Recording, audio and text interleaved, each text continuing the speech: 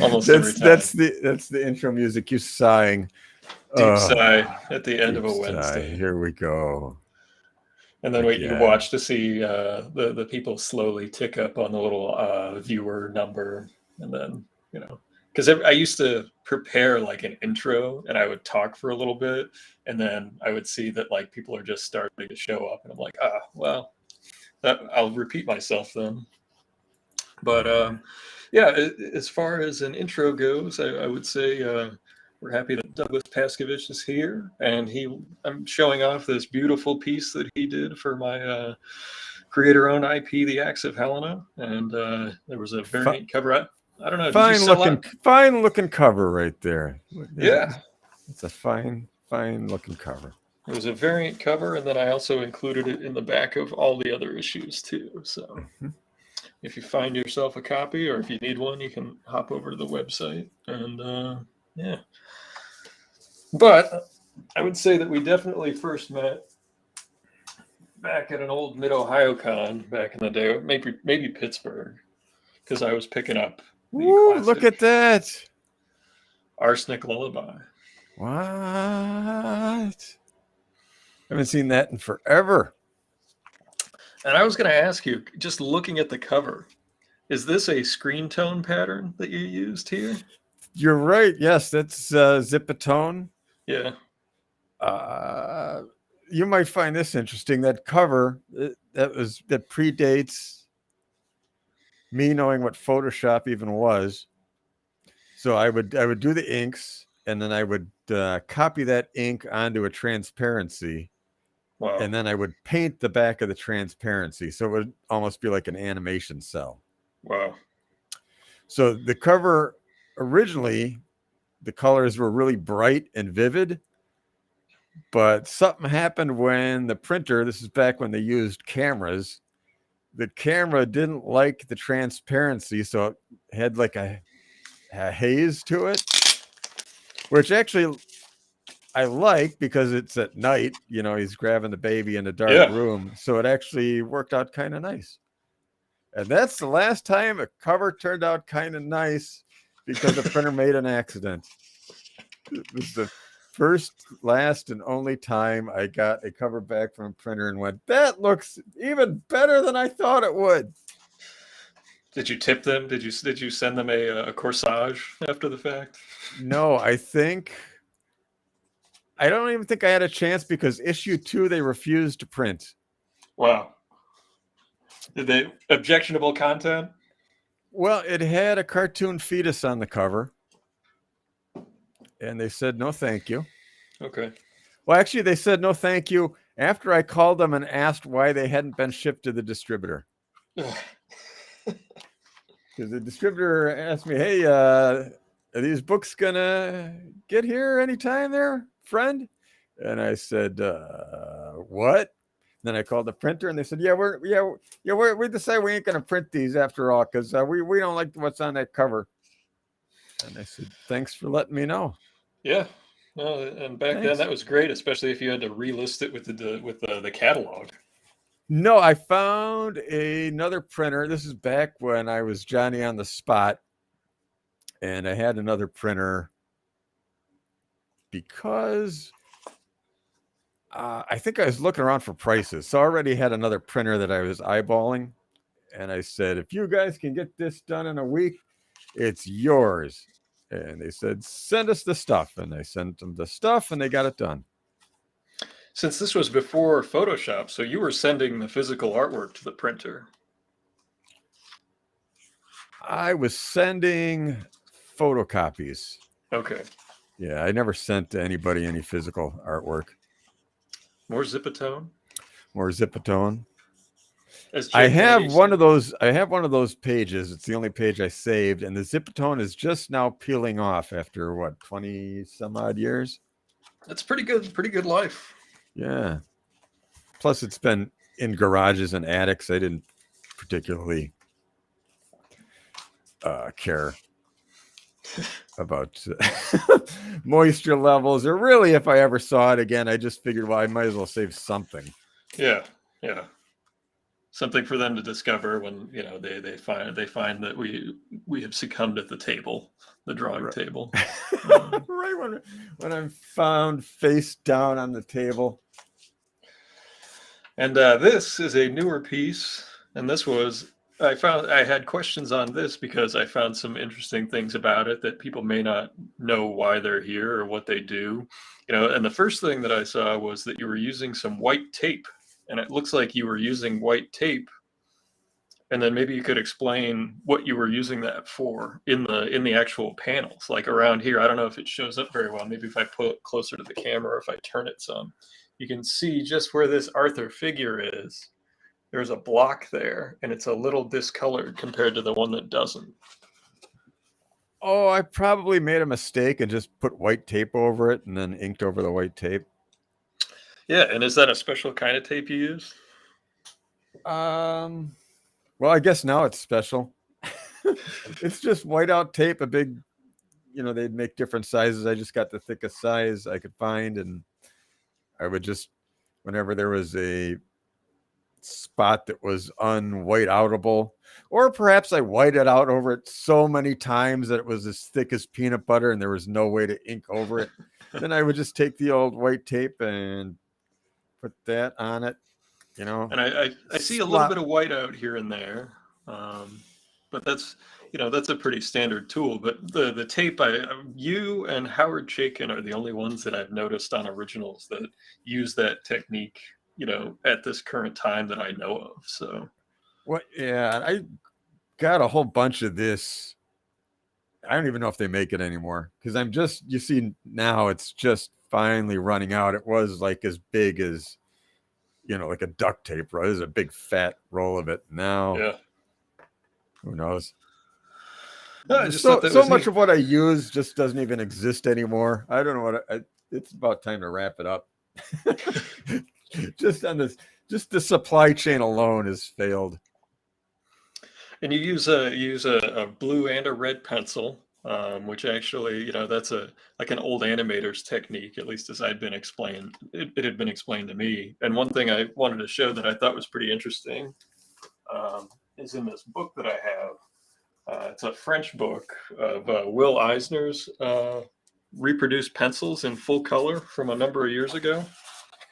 And you can see that very similarly, he uses the blue pencil, throughout the entire process of doing his layouts and everything. And every now and again, you'll see that he also used a red pencil, and along with the graphite. So he was using different stuff to, because I don't know how you are thinking about your drawings going in, but are you a person who sees what they want, the end point, and are trying to get there? Or is it more like you're molding clay and trying to get it to where it needs to go?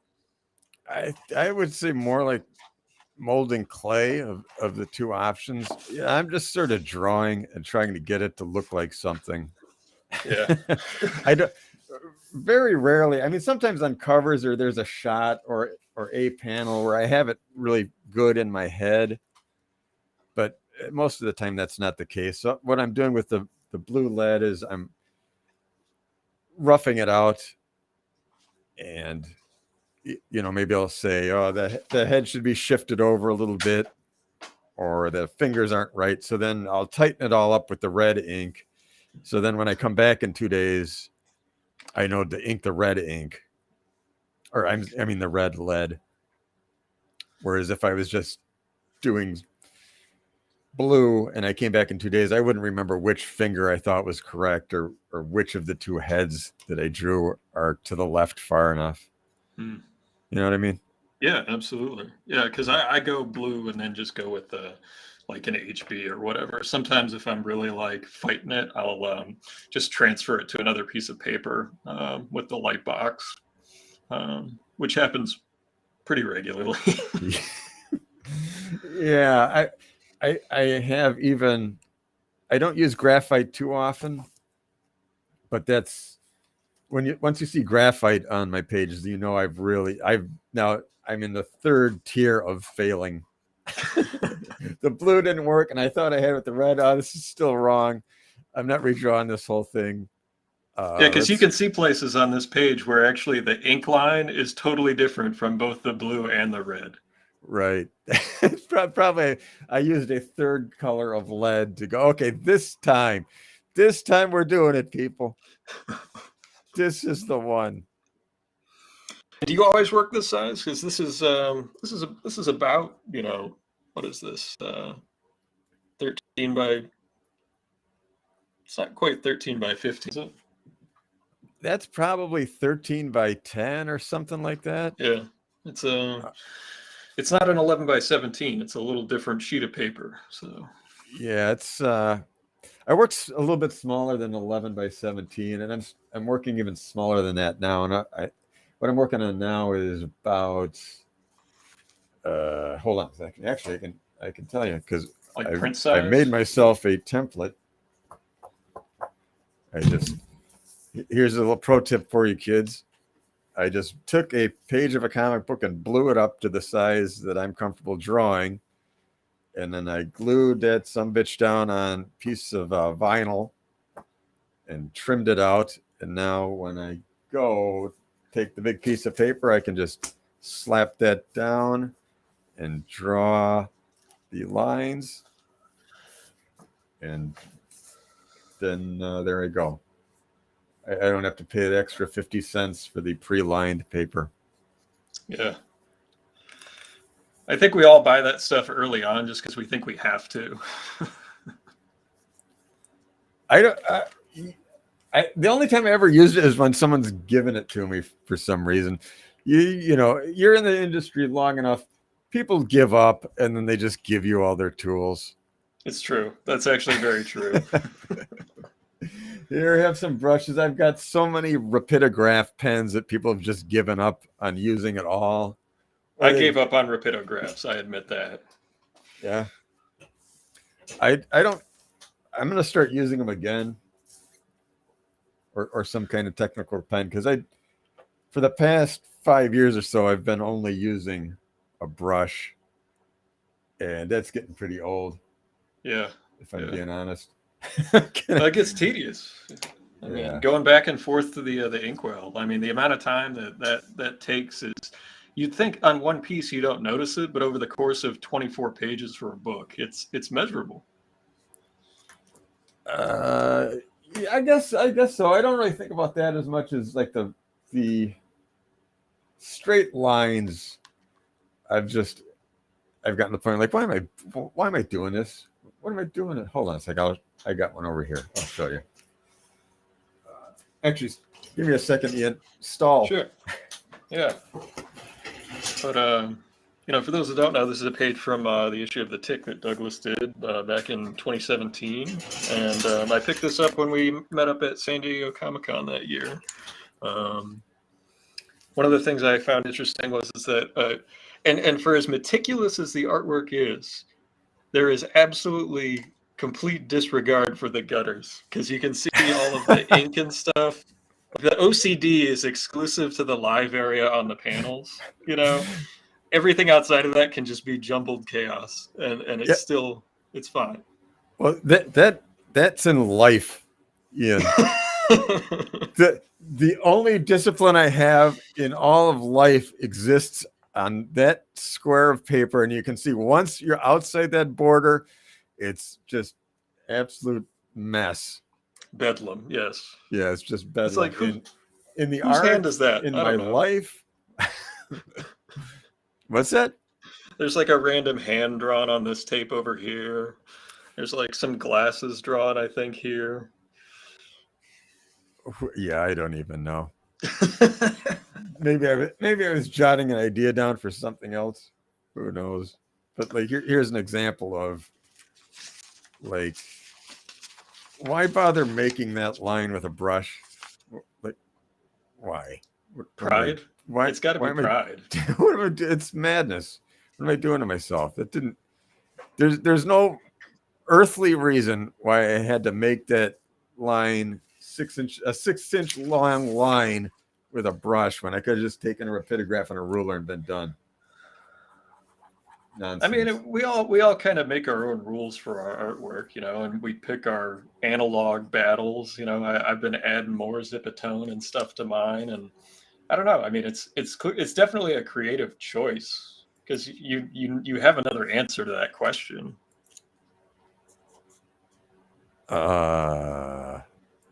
Creative choice, is that creative choice? That's what I'm going to start telling myself. Yes, it's a creative choice. Well, I mean, you have another answer to the question. I tend to look at a lot of the steps that we take in making a drawing as making decisions or trying to make decisions. And you made the decision to be like, all right, I'm going to rule these with a brush. I mean, was there an artist or some resource that said, to do your lines that way with a brush, your straight lines? No, because if there were, I could hunt that person down and kill them for what they've done to me. I don't know. It's just at some point, I think I started using a brush for more and more things. And then once I realized I could use the brush for the straight lines too, then it sort of became a challenge. And then eventually it became madness. Just absolute nonsense. So anyhow, what are you working on?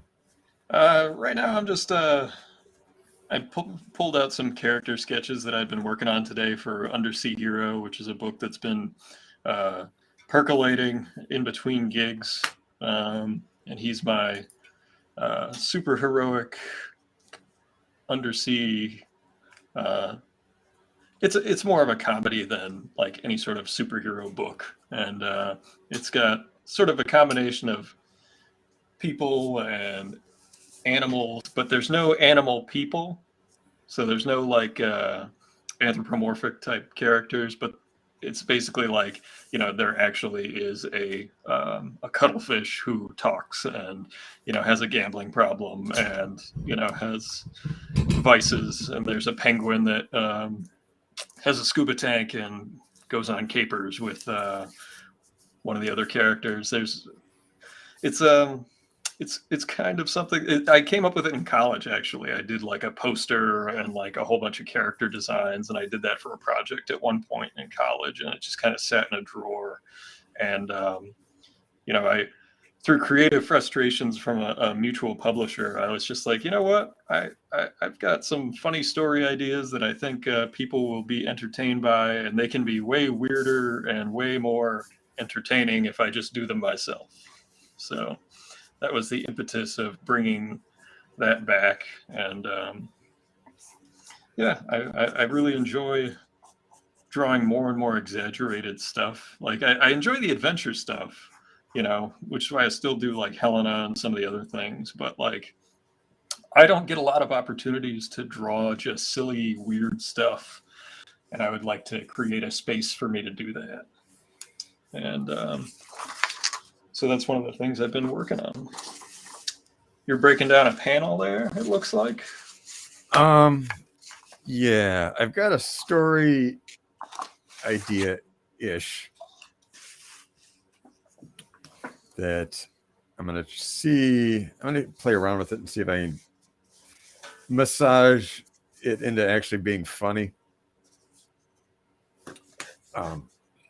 Like it's not really even a joke, like you've got jokes. Like, let me find one here. Okay. Like here's a good example. A very standard type delivery. You got trained animal store. Guy's talking to the dog. He's getting along with the dog. He's blind. He's got the blind glasses, so he's blind. He's like, yeah, I'll take him. This is great. Okay, show me around the town. And the dog's barking, and off they go. And then the salesman comes into the back room and goes, oh, we just sold that dog as a seeing eye dog to this fella here. Isn't this great? And then the tech guy goes, the Doberman? We train that to find drugs. And then in the last panel, you've got the dog has led the blind guy into a drug deal, and he's going to get murdered. So it's funny enough, but that's a real standard setup. Like information setup, punchline, boom. Yeah. And then there's other stories where it's just something funny happened, and really, if you're trying to make someone laugh, you kind of get a better jolt if it's not a standard setup like that, where it's just a bizarre thing that happens that catches them off guard. So the idea that popped into my head was, you've got like the mermaids on the beach, the sirens who lead the ships into the rocky shores to sink. That myth. Mm-hmm. Yeah. Okay, good. Good. At least one person knows the myth. From the Odyssey? Yeah. Is it from the Odyssey? It is. Okay. Well, look at you. You've read a book or two, haven't you?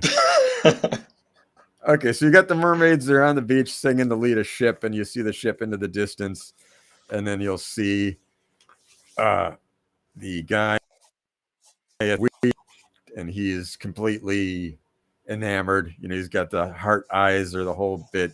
He's piling right towards the siren song, and then another character comes in off screen, and he's got a skull face. He goes, "What are you doing, you idiot? We're going right towards the shore." And then just as the ship's about to hit the shore, the mermaids go, "Ghost ship!" And they all jump off.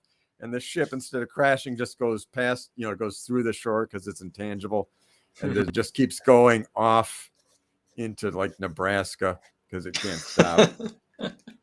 And so the one scene in my head is, as the ship's going past the mermaids, the skull pirate guy is, swearing, "Yeah, you rotten effing whores." And then, this swearing bubble is getting smaller as the ship disappears into the distance.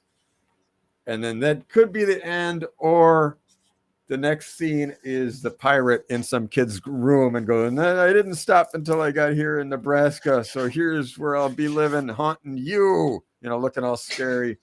And then the kid looks up and goes, "Did you see their boobs?" And then the pirate goes, "Yeah." And then they both high five each other. So that's in my head. And I'm going to see if I can sort that out onto a comic book page. But as I got my reference material, I'm really thinking, this isn't funny enough to warrant me trying to draw this ship. This is very complicated, Ian. Yeah. Drawing a tall ship like that is very difficult. I mean, there are some shorthands that you could probably. I mean, if I I'm was definitely not drawing all this rigging. That's No. not happening. No. The rigging you could mostly fake, but I would do a wide shot that's probably mostly silhouette as the establishing shot of the ship, and then you never see the whole ship again except when it's passing through the island. Yeah, well, we need to see it in the beginning. We need to see it passing through the island. We also need to see it from the back because we need to see it getting smaller and smaller and smaller. Well, that you just draw once and shrink it a bunch of times with Shame on you. Shame on you. So I don't know. I'll play around with this a little bit, but I'm starting to think it's not funny enough to warrant the amount of work that's going to go into this. One thing I wanted to ask you was, because obviously, if anyone listening doesn't know Douglas's background, is he comes from stand-up comedy, and obviously, like the comedic timing and chops and that stuff you hone doing that. But were you drawing at that time, or was drawing kind of like a byproduct after the fact of okay, I'm going to try to make comics because I'm funny? What was the genesis of those things coming together for you? Well, I was decent at drawing, and I went to an art high school because I thought to myself, that's 2 hours a day of not actual class if I go to this art school, and it was way far away from where I lived, and I also liked that too. Yeah. It was in well, it was essentially in the hood, and I had spent 8 years at a Catholic school, at a Catholic grade school, and old Doug wanted to get the hell out of Vanilla Village as far as he could. You were like, I've had enough of the nuns, as it were. I've had enough of this. I want to go to a demilitarized zone where no one cares what I'm doing. So okay. So anyhow, so I went to that, but I didn't really care. I didn't learn really anything. The 2 hours a day of art class was just screwing off, and that was perfectly fine with the teachers, because at some point they realized, why did we put this school in the inner city? People are stabbing each other. Cars are getting broken. Nobody cares. This is not working out. So they were all the teachers were phoning it in. I was phoning it in. So that's as much as I knew about art.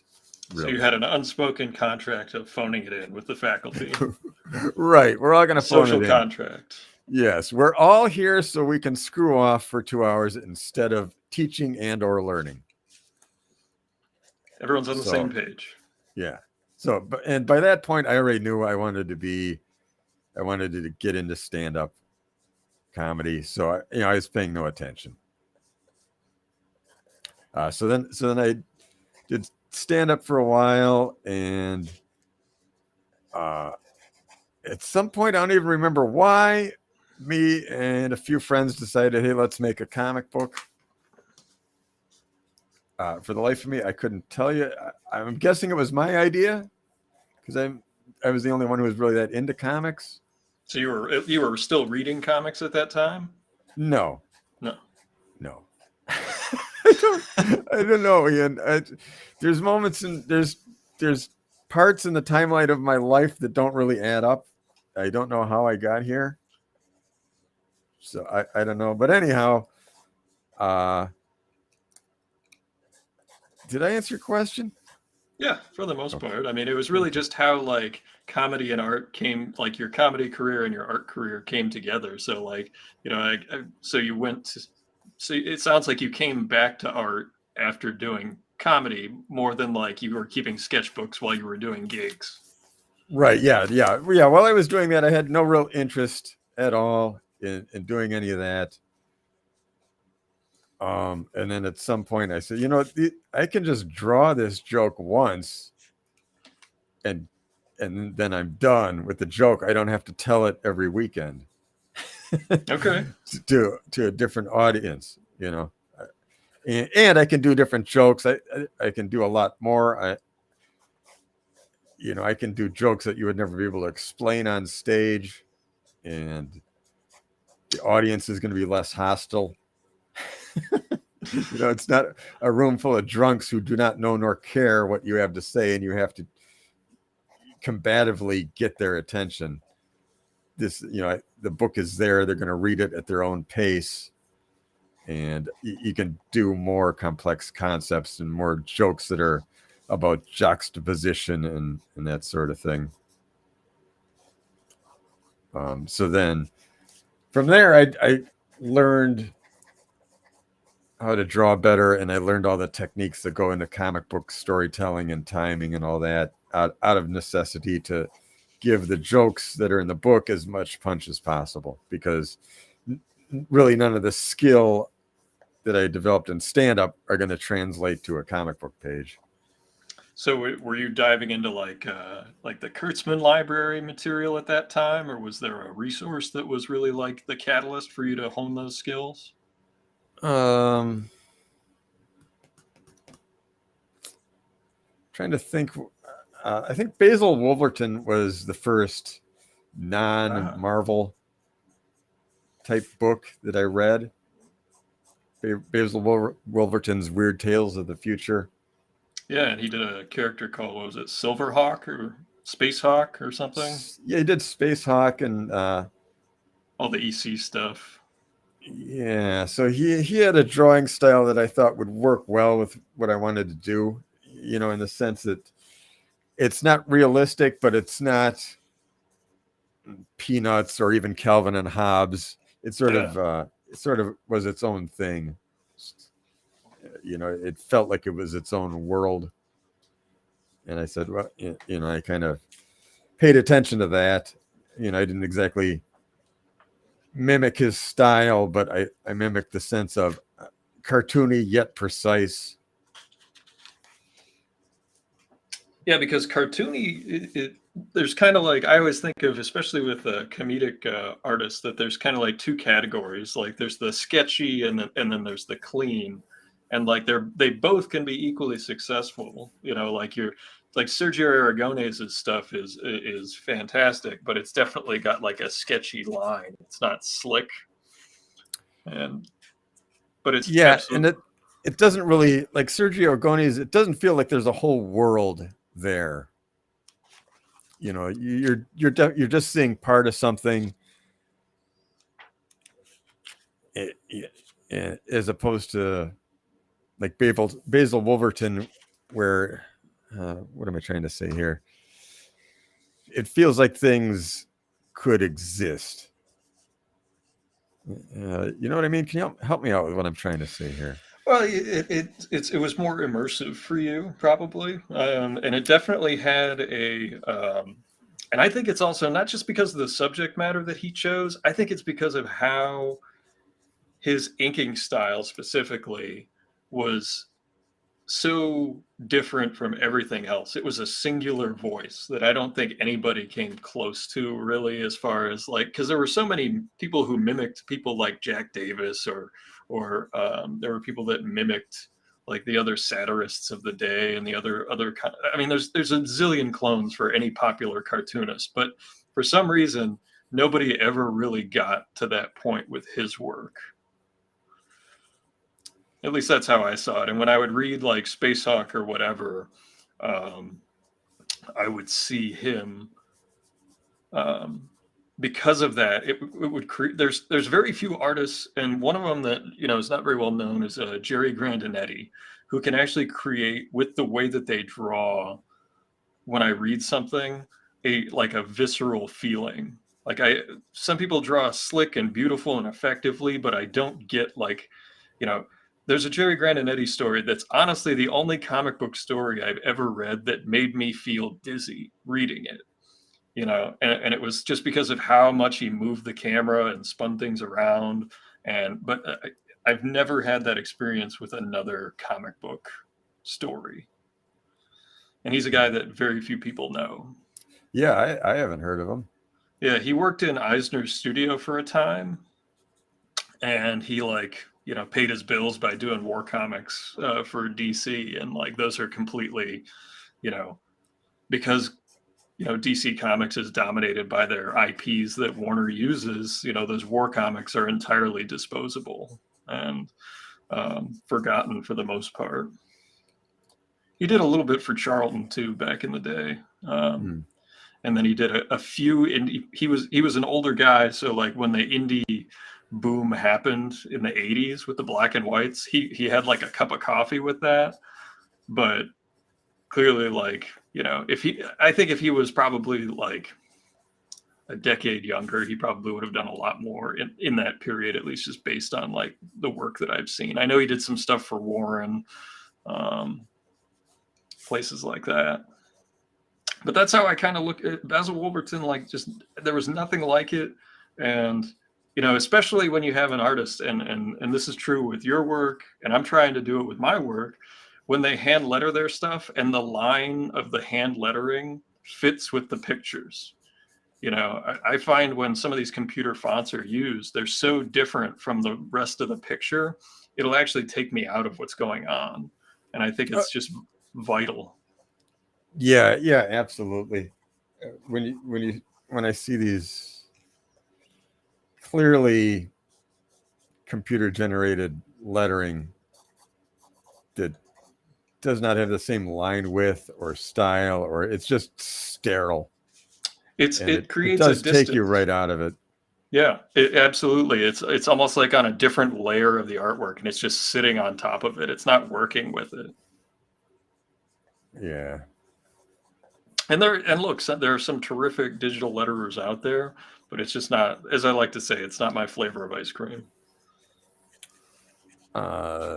It's not good, is what it is. They haven't figured it out yet. The same thing happened with Photoshop way back in the day. People jumped on there and said, "Hey, I can just do this. Isn't this easy? Click done." And it looked like crap.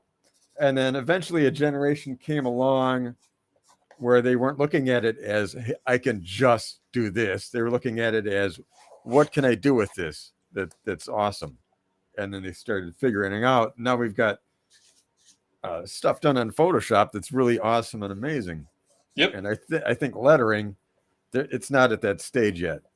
They're not taking the lettering and going, okay, how can I make this more awesome than if I hand lettered it? They're going, I can just do this. Boop, boop, boop. There. Look, all done and done. Yeah, and if you talk to some of the people that were, that are, letterers in the business, they get like a day to do a whole book. So like, it's also just at this point, like it's just a time saving measure, for the most, and some of them like absolutely like the Blambot guys, absolutely they hand letter their own books and stuff. Yeah. That's actually when I was breaking out my Ames guide for the first time in 15 years, I actually watched their tutorial on how to use it. I was like, I know it's this dot, but what about when you need to add more lines? I couldn't remember how to do that.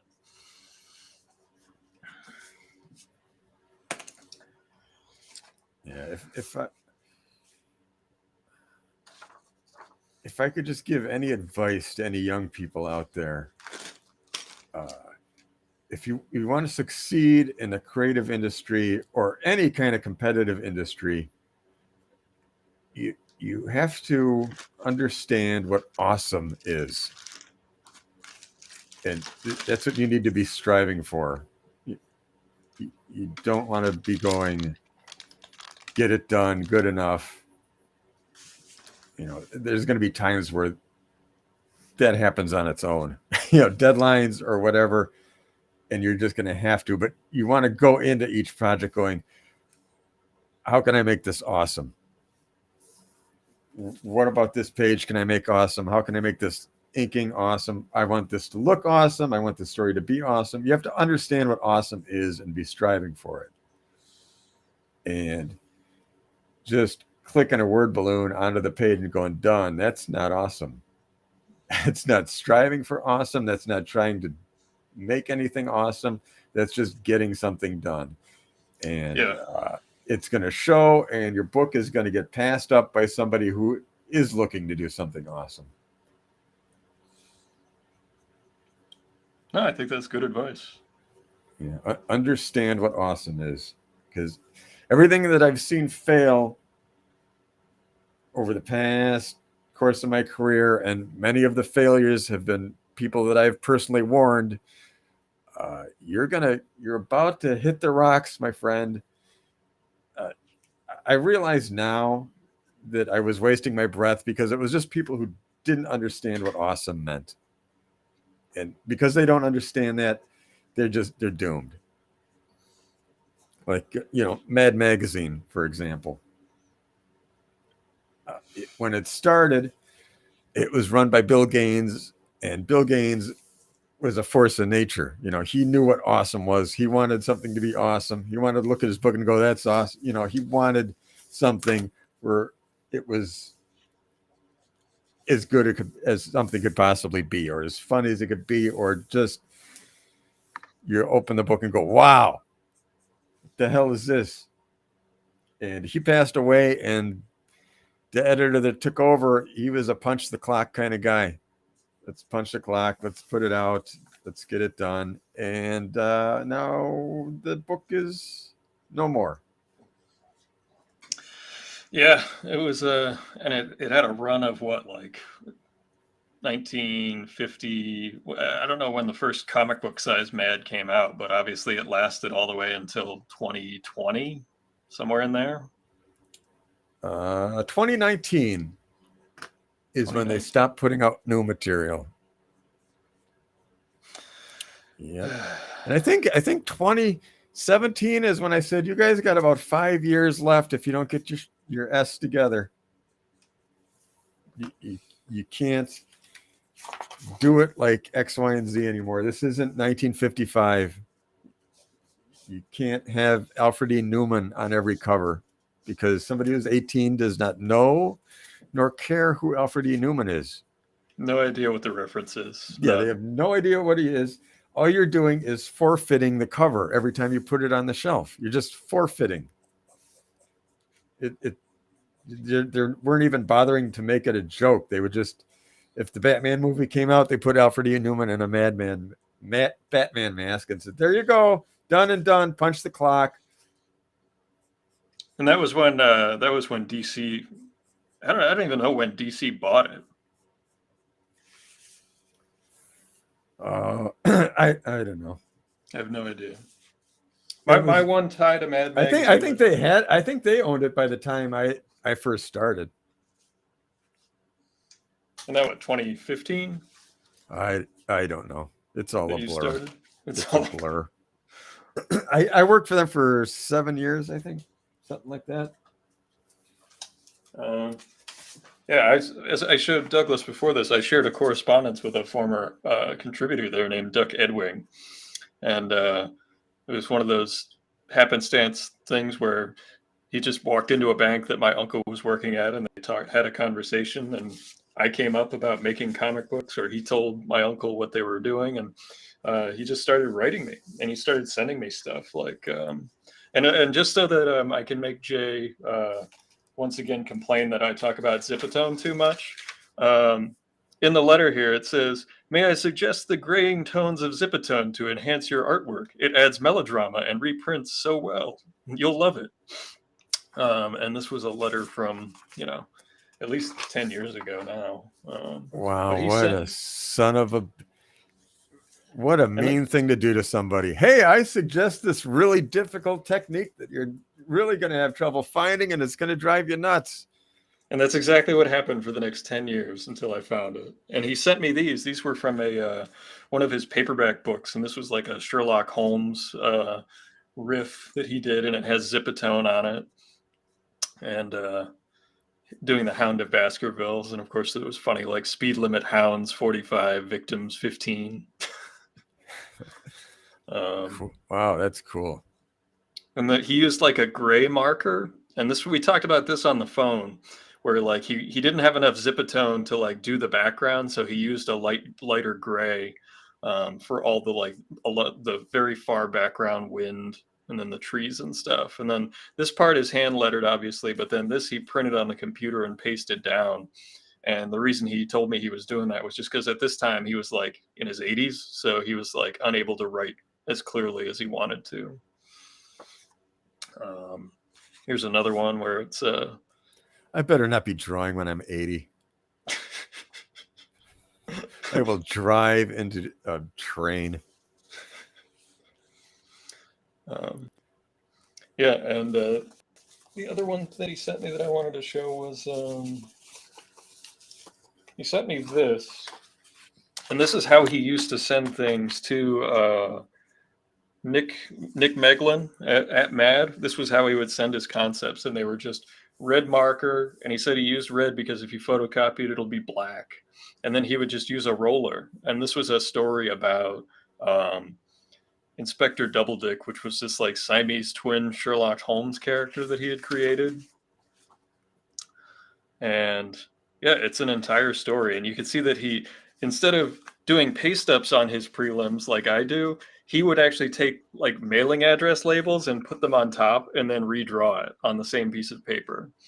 So like the madness of like overdoing prelims and stuff is not just in me. It comes pre-installed with whatever ambition would make you do a comic book at all. It's all the same program.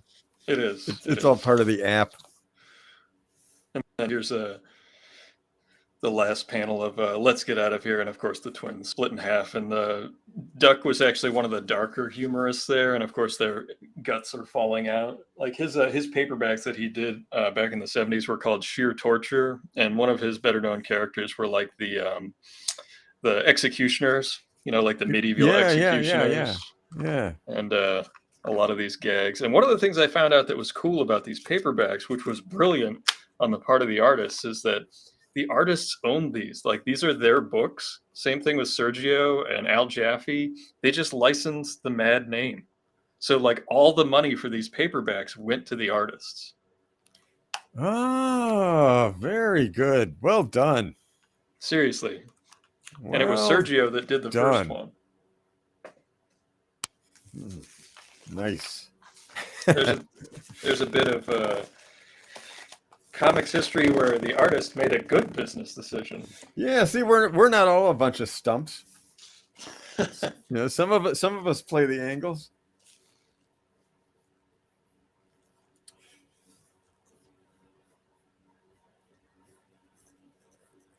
Yeah, I did my best to get them to understand that they were about to die and they just weren't having it. Yeah, I worked at a comic book store for a brief period of time in high school. And then I also, of course, I frequented them for years. And, the owner at one store had one pull customer getting Mad Magazine. And then at the one that I worked at, there were 3. And that was like, in 2002. Well, the one of there's Jay. He'll remain. One of them will remain nameless because he's actually a nice guy, but just no ambition, no understanding of awesome. I brought my concerns to him, and he said, "Well, if people aren't buying it, they're not buying it." That was the response I got from somebody in charge of a brand that's 50 years old. Yeah. Well, if they're not buying, they're not buying it. What? You're fired. You are fired. Imagine that was your business and it was coming on hard times and you went to the manager and the manager said, well, I guess if the customers aren't coming in, they're not coming in. Box up your desk and get out.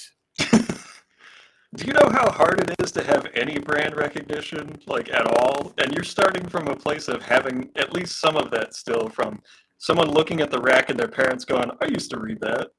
They were the only comedy book on the shelf at like a grocery store, at Walmart.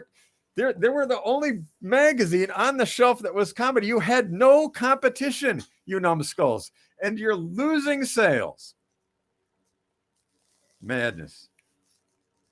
And I tried to explain. I said, look, these old bits you're doing, they're not working, man. It's the internet age. First, and they didn't even have a functional website at the time, and this was 2015, something like that. So why does our website look like it's GeoCities era? It's clunky. It's non-functional. There's nothing on there except a bunch of logos and ask your retailer. There's no samples. There's no info. What are you idiots doing? And then I said, look, these gags where Batman comes out, so you do a wacky Batman story and change his name to Hatman, or you change Alfred to Balfred, or what are you doing? You've been doing this for 30 years. And by the way, the book comes out every 2 months. Batman has left the theaters a month ago by the time this magazine comes out. So you're doing movie parodies, and by the time it hits the stand, the movie's been gone for 2 months. And who knows if it was successful or not at that point. Well, who even remembers it? The movie, yeah. Right. The one. Imagine going to the store right now and you saw a magazine making fun of the movie, the Black Panther movie that came out 3 months ago. that's the time frame they were working in. I'm like, what? You stop it. Would you stop it? You stop forfeiting the covers. Stop with the nothing topical. Nothing topical, because it's 2 months late. And the internet, even if somebody remembers this movie, the internet has had its way with it for 2 months. You're not just competing with magazines now. Every comedian on the internet, every cartoonist on the internet, they have had their way with Batman or the Black Panther for 2 months. And now your book comes out with a Black Panther parody. It's not going to work. Well, this is where, okay, great. I'm glad I wasted my time. I spent an hour at San Diego in a meeting with them, trying to get them to understand. And it was like, they just turned their heads at me like a dog trying to understand.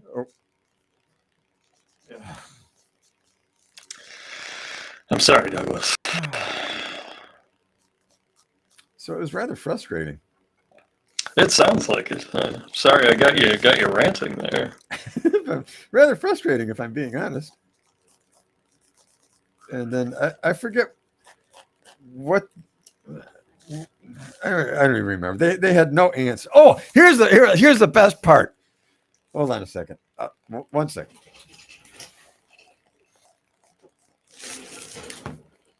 Okay, I just had to get my coffee. Oh, I didn't know if you were getting a Mad original that you did or something. No, I sold all those. Oh, okay. I don't have any kind of nostalgia for my work. For me, it's cool. I have all the magazines. For me, it's cooler seeing it in the magazine, Yeah, the finished. Seeing it on the shelf. To me, that's more of a thrill. But the other part of it was I'm sending them samples after samples, and there was no rhyme or reason to why they were taking what they took. And I said, look, friend, you're the editor-in-chief. Look, friend. Perhaps you could make me understand the direction that this magazine is going, because it seems to me directionless. So what are you looking for? What kind of stories? What kind of humor? What is it? What is it you say you do here? So in that case, were you given like free reign to just make up your own stuff and put it in there? Well, I would send them 5 or 6 samples of whatever I thought was funny, and they would pick one and say, okay, this is the one we want this month. And I would go, okay, that doesn't, why that one and not the other ones? Well, this is the one we like. Okay, but see, there's going to be a next month, and I would like to know what direction you want, so that I'm not sending you 5. I'm sending you 1 or 2, and you're picking one. Yeah. You see what I'm saying, friend? Editor. It says editor on your desk, so this is why I'm asking you. So why are you giving me a blank stare? As though Did it say editor or ye editor? It said dickhead after I left with a Sharpie. So I had expected him to say, well, we're looking for more gags that are juxtaposition, or we're looking more for gags that are this. I was expecting him to use some sort of comedic terminology, We'd like more existential dread in our comic, please. Some sort of comedy ease, some sort of comedy verbiage that would lead me to believe that the magazine was in good hands in some way, shape, or form. And he pulled out a old collection and pointed at a joke about Lyndon B. Johnson. Not making this up. He was like, just swap out the current one. He said, see, like this here, it's funny because you think it's going to be one thing, but then it's really something else. And I said, do you mean a misdirection joke? Well, yeah, I guess. Like the guy, he didn't even know the most basic terminology that a stand-up comedian learns in the first 6 weeks. And he's running a international magazine with a 50-year brand recognition.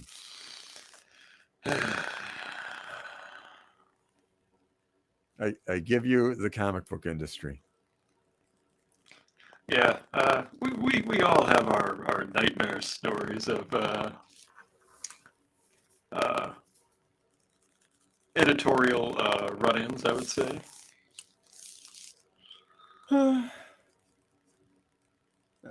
And this concludes my rant. It was a solid rant.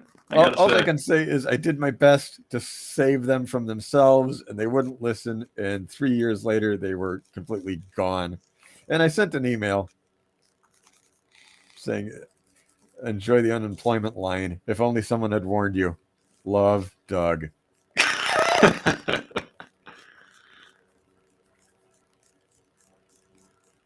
And at that moment, he said, "By God, he was right." Actually, probably not. That would, that requires some, No, he knew I was right. Oh, okay. He knew because I sent him an email letting him know. Send him that email. Hey, remember when I told you were going to go out of business and you were going to be looking for a job? Remember that? And now you are? Remember? Remember? That's hey, awesome. Remember that time that you said, "No, you're wrong." And I said, "No, I'm not wrong." And then I said, "I guess we'll find out." We found out. It's very unrewarding, though, saying "I told you so" when it's something you cared about that went under. Yeah, because I remember you posting some of the. You either got some random originals returned, or you found them, and you were showing. You posted them online at one point, and you were like, you were talking about the magazine before you worked there. Almost for lack of a better term, from speaking more like a fan. Instead of like a creator necessarily. Yeah. Not that they're mutually exclusive or anything. It's just. It was, I was super proud of being in that magazine, and 10-year-old me was over the moon. But at some point, adult me said, "Look, kid, we got to save ourselves." And we were in the magazine. No one can ever take that away from us. But we're gonna go make money now. Okay. So was that the big one? Like from a fan perspective, was Mad like the one as far as a book you didn't want to necessarily create but wanted to work on that had already existed? The thought really never crossed my mind that I would work in Mad Magazine at any point. So it wasn't like, gee, I'd like to do this one day. I mean, I always liked the magazine. I was a fan of it. I loved it. The notion that I would be in it one day was something that was just inconceivable. Yeah. Inconceivable to me. Well, you showed you. Yeah.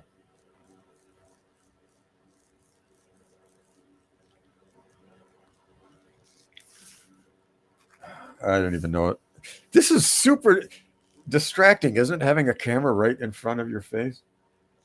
Yeah, it is. That's why that's why some of my drawings I have to if you see them the next day, you'll see that I've gone in and tweaked them a little bit because in between that and answering the trying to keep up with the chat and everything and keep the conversation going, it can be.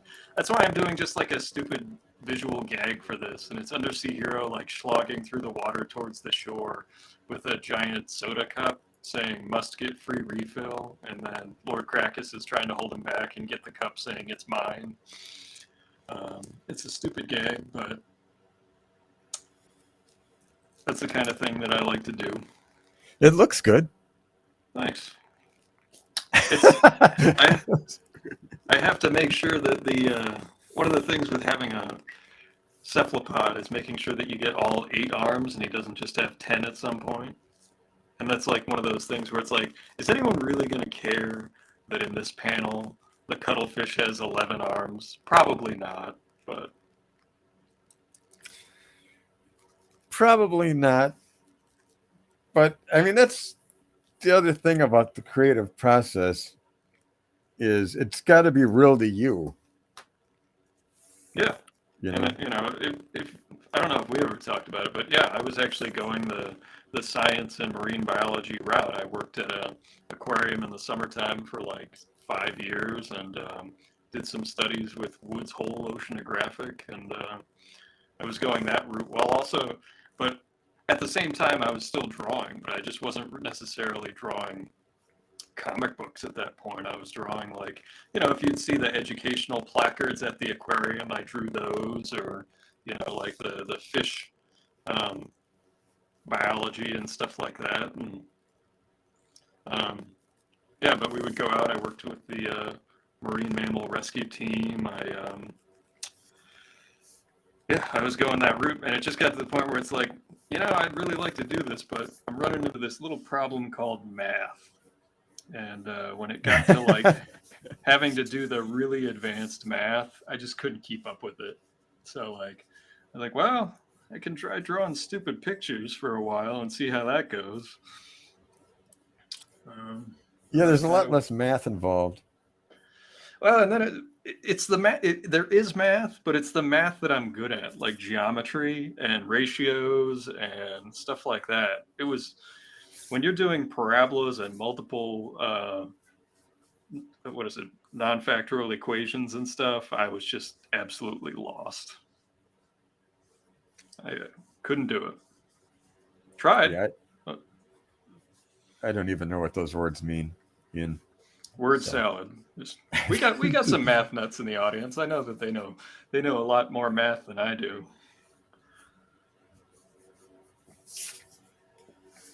I think Desiree is good at math. Desiree says I was told there would be no math.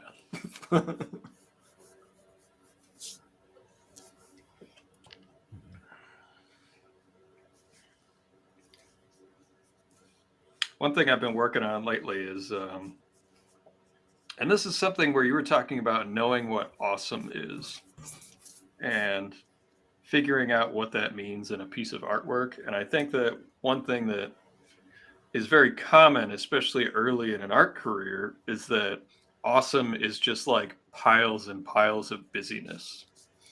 And you can throw on like layers and hours of texture, and you can go on forever, and people can see the work that went into it because they can actually like count the lines.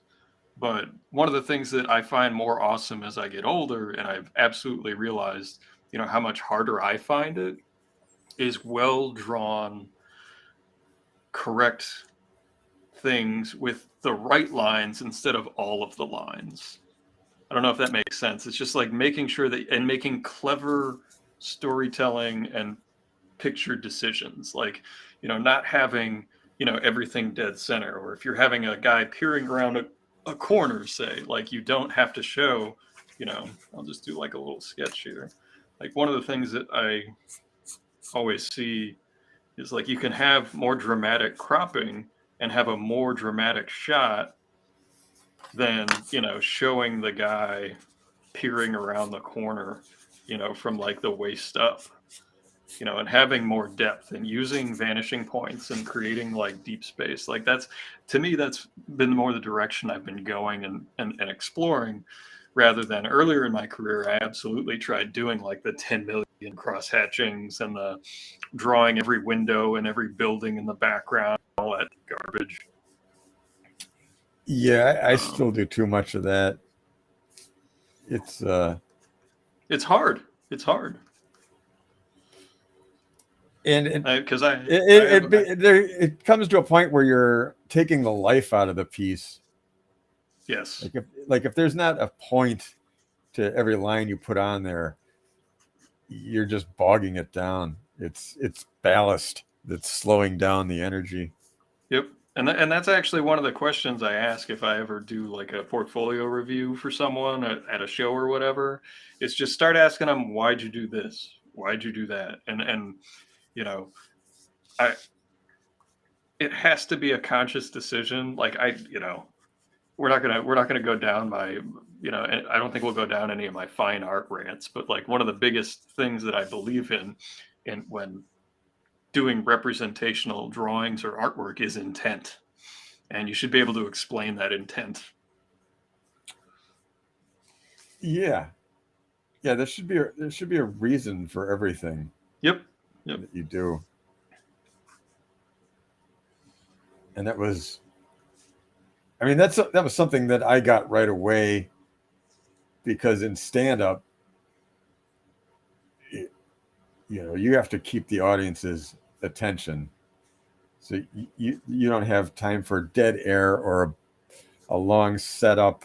You have to get to the effing point and move on to the next effing point. So that mindset transferred into comics pretty easily and paid off pretty well. Yeah. Because you've got limited real estate on a comic book page. Very limited. There's that thing that people always say, like, oh, you can do anything in a comic, but actually with like pacing and timing and what Howard Chaykin refers to as the paradigm, which is like storytelling in comics is illustration plus the concept of time. Like you have to know like what's going on between the panels, how much time can pass from the panels, and then setting up the context. You have your first shot's always the establishing shot somehow. And then, what is called the return, which, obviously like when we were talking earlier about the ship is you have to show the ship at the beginning. And then when it comes back, when it's going through the island, you're bringing it back. You're setting it up, you're taking it away. And then the magic trick or the result is when you bring it back, not when it disappears. Yeah.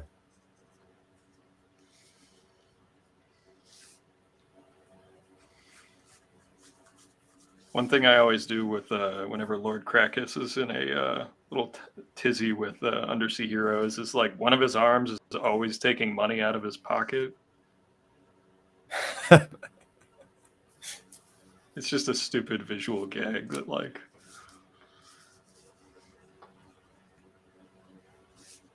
No, that's good. Well, and it's a visual gag where people don't notice it, and then they go back, and then they say, "Oh, he's been doing this for 3 issues." Oh yeah, absolutely. It's one of those.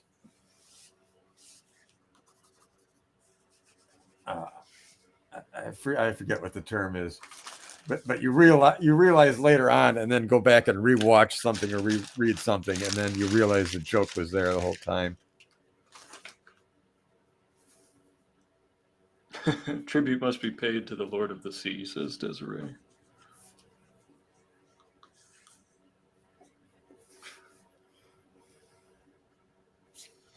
Of course, there's an undersea casino that he goes to, and they'll know whether he's doing well or not if he shows up with like a massive gold chain around his neck.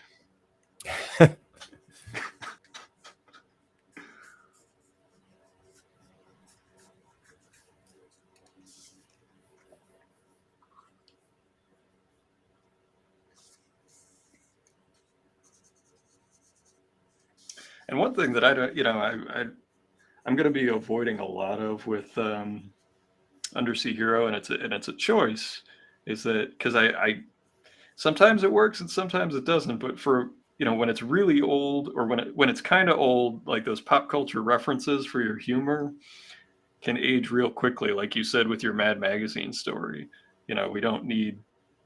I want to be able to look at these stories, 20 years from now and try to be able to at least have them have some monicum of still being funny. Yeah.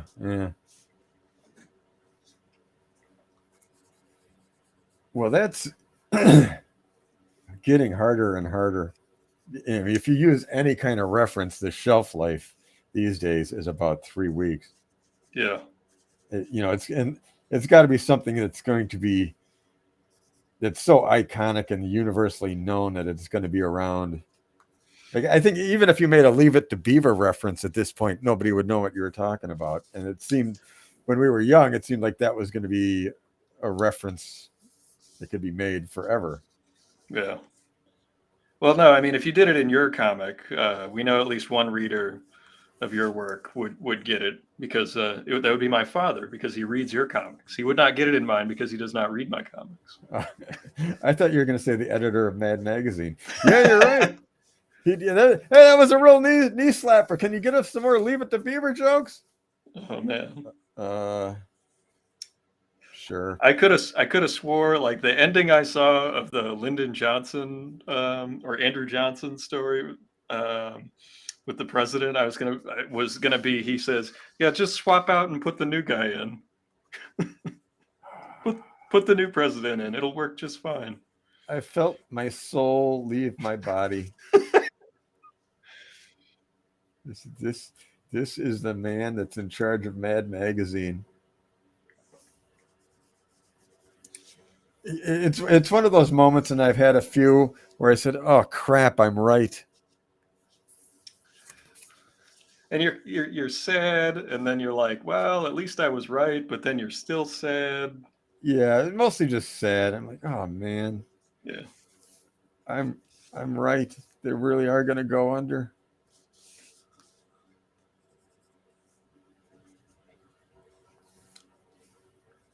Yeah, that one shop was just that had one copy purchased, was like, he would buy it for himself and put it on the shelf, and eventually it found its way into like the dollar bin. Although I do not mind finding my own work in the dollar bin. I honestly don't.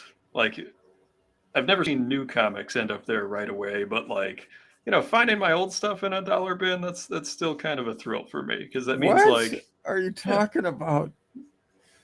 Because that's where I found all of my comics, basically, because I couldn't afford the new stuff as a kid. I see. There's a nostalgia there. I see. Some other poor kid could be suckered into this business just like me. So you're looking on the bright. I should learn to look on the bright side of things, because when someone comes up to me at a show and said, "Yeah, I found it in one of the dollar bins, and this is great," my thought isn't, "Hey, this is great, I got a new reader." My thought is, "What is this doing in the dollar bin? I'm washed up." Oh man, no, I definitely think of it differently, because I've so many creators that I found in the dollar bin. I've spent thousands of dollars buying their books from then on. So it was just like, as long as that's just not the permanent resource, that's the introduction, and they like it, it's good. I guess I'll have to start looking at it like that. I should stop looking at everything with a nihilist attitude. Oh, look, if we do this baseball comic, which inevitably will it'll someday end up in a dollar bin. And what are you doing? That one kid who likes baseball and comics will be like, "Hey, I found this comic," and then they'll look for us, and it'll be too late. We'll be gone. Yeah, I'll be dead. I'm starved to death.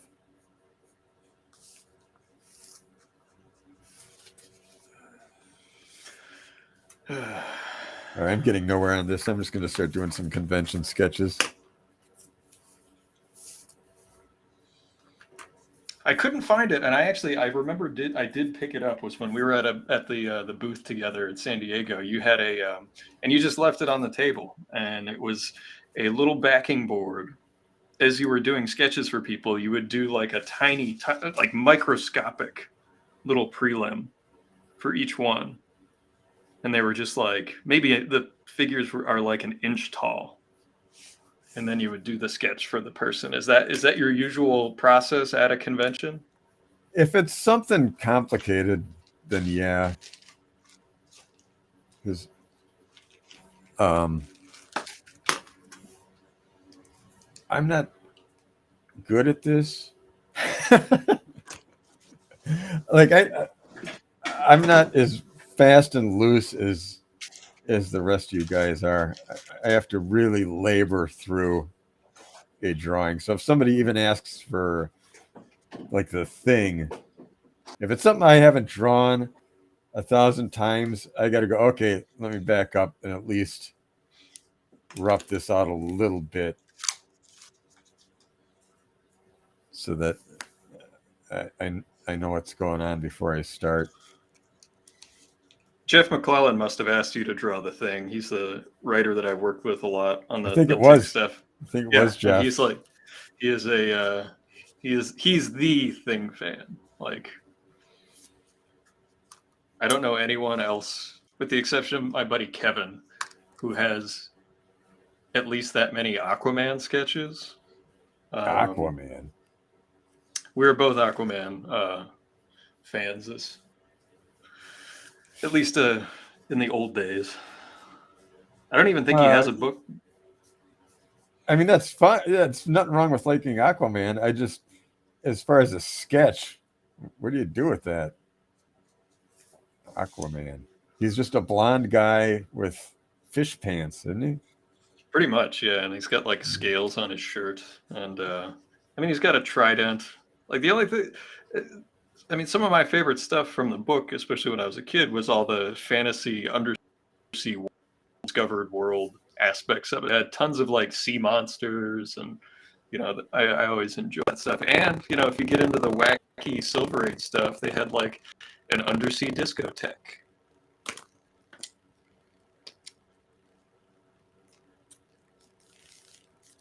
How much drugs were they doing in DC in the 70s? Like, you see these stories, like, who is this for? It's not for a kid. 10-year-old kid doesn't want to watch doesn't want to read about Disco Batman. It was a Disco Aqualad and Disco Aqua Girl. Right. Is this for the waitress you're trying to nail? Who is this story for? It was definitely that period where, and you especially ran into it when they were trying to write like a book like Prez or the Teen Titans, the original run. Like, it was beautifully drawn by Nick Cardy, but you had a bunch of old dudes trying to write young people, and is that what it was? I would describe the results as being highly unrealistic at times. So. Is that the first example of cringe? I mean, what was it, the issue of Lois Lane where she is in blackface, like she switches races, like. I think that goes beyond cringe to very cringe, just flat out racism. Yeah, not cringe. That's racism. That's old white dude doesn't realize he's a racist. That's what that is.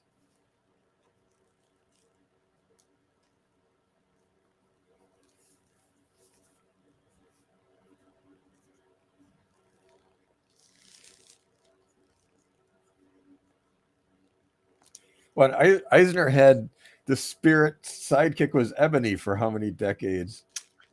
Ebony White, yes. Ebony White, complete with word balloons saying massa, MASSUH, massa.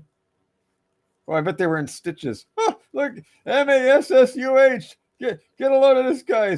It's massa. Ah. Yeesh. Bad.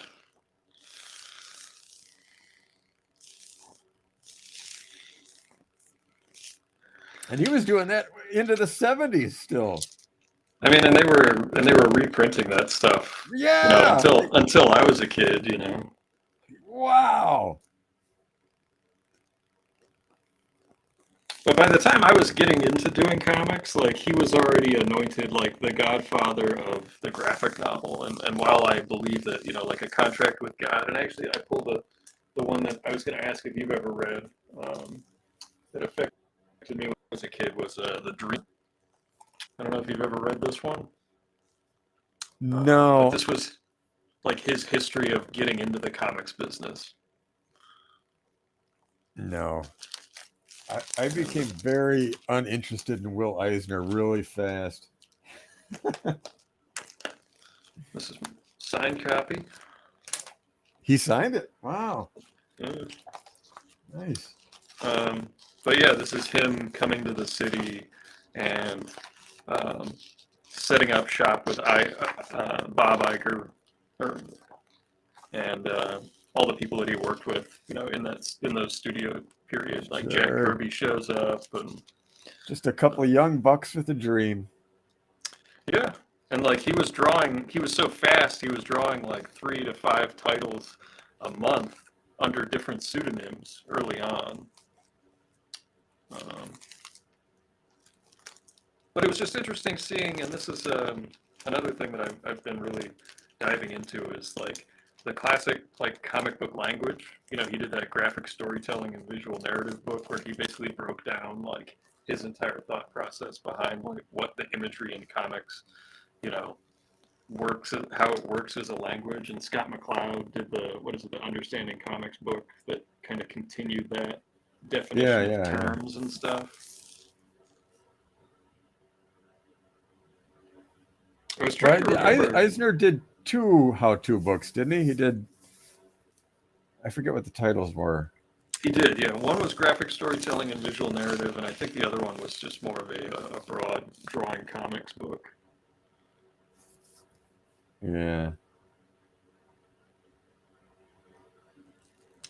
I read both of those.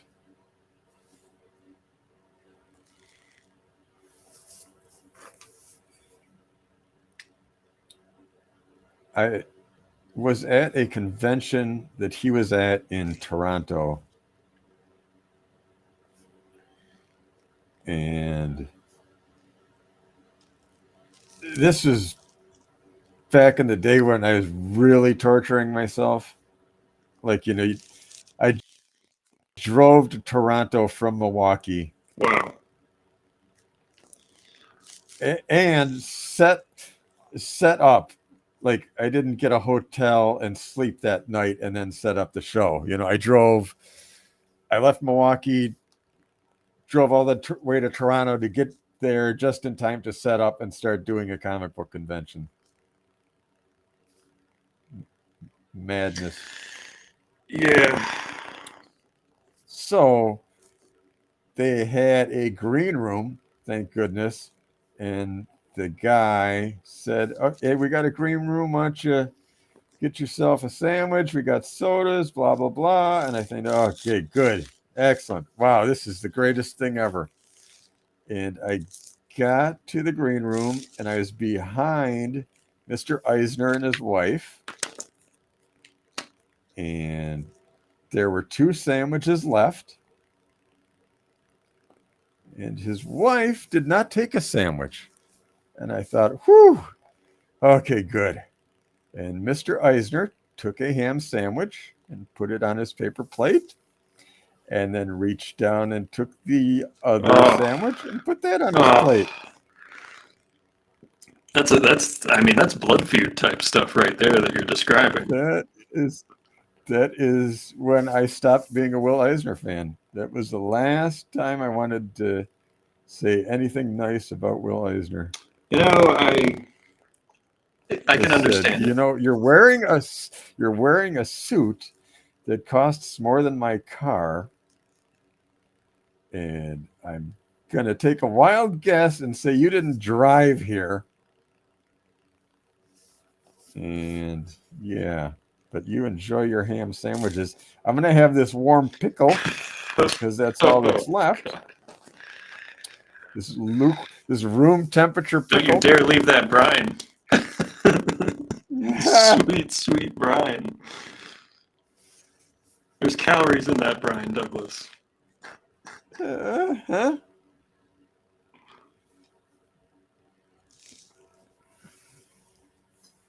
It's hard to keep under the camera when I'm drawing stuff. Is that just me? Nope. All this stuff takes practice.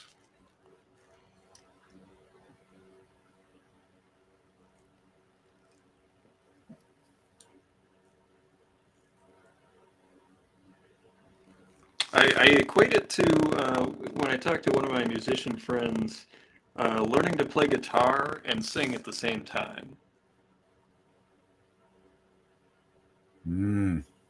Yeah, that's a good analogy.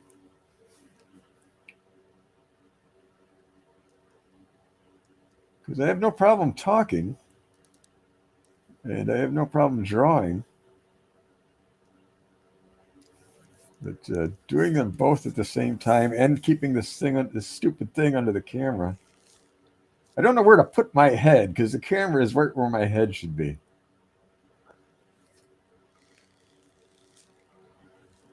Well, if you want to just switch to just a shot of you telling me how bad my drawing is, you can do that. Fix that hand. No. Fix it.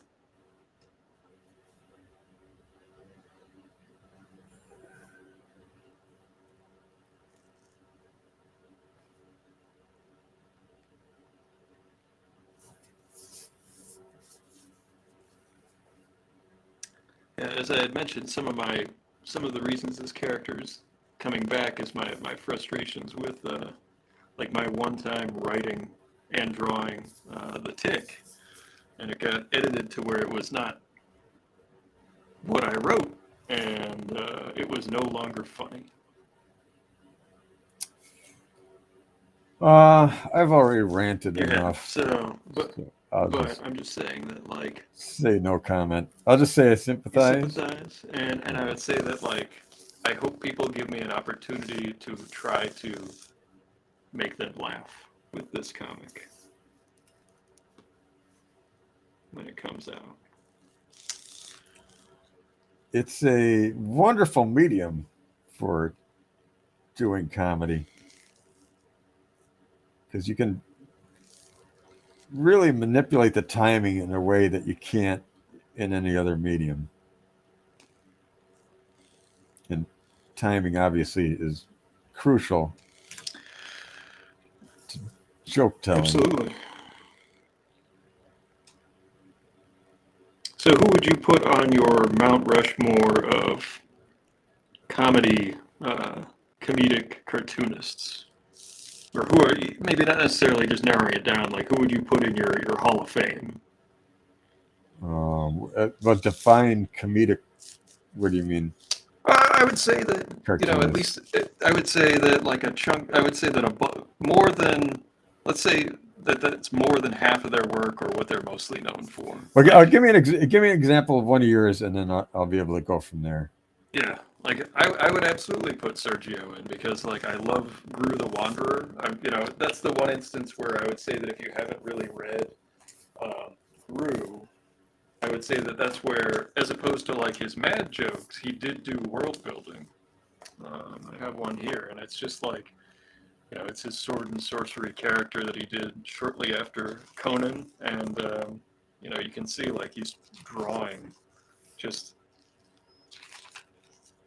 the graphomania basically of like all the thousands of characters and the buildings and everything that he put into these things.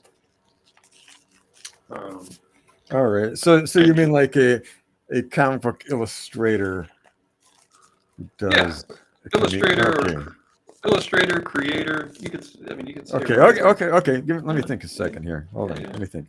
Actually, I'm gonna put some more coffee in my cup. Hold on. I'll just keep inking this Lord Crackus tentacle that's holding his mouth open.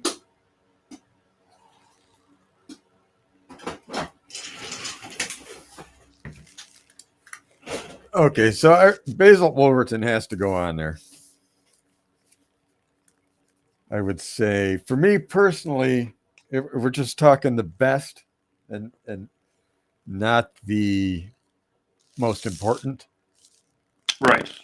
I would say Basil Wolverton has to be on there. David Boswell. Are you familiar with him? I'm not sure. What was his work? He did a book called Reed Fleming, The World's Toughest Milkman. Yes. Reed Fleming, I know. Yep. Which is some of the most amazing comedic timing ever. There's gags in there that the timing is so good. It cracks me up just seeing the visual in my head slays me. I'm green with envy at some of the stuff he did. So Basil Wolverton, David Boswell. Who else? Let me think. I mean, I guess you got to put Probably Jack Davis has to be in there, right? He never made me laugh. Okay, all right. You know. Did you like the Matt Groening From Hell comics? No. No? Okay. No. I mean, I'm not saying they're bad, and I can see people finding it funny. It didn't appeal to me personally. Yeah, no, this is the personal list, not like saying these are the ones that, like, you know, shaped the market. Yeah, or I would the say medium. Vasquez from, well, he went on to do Invader Zim, but before that he did Johnny the Homicidal Maniac and Squee. Squee, yes. Yeah. I don't know if you'll take this as a compliment or how you'll take this, but when I worked at the comic book store in high school, Arsenic Lullaby was on the same shelf as those books. Oh, no, excellent. Good. That's actually what I would tell stores. I would say, do you have fans of Johnny the Homicidal Maniac? Well, here you go. Now you can get twice their money every month. And that absolutely was true. Yeah. Roman Dirge was good.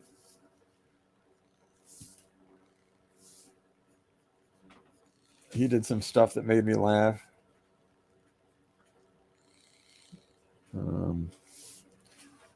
I think who else?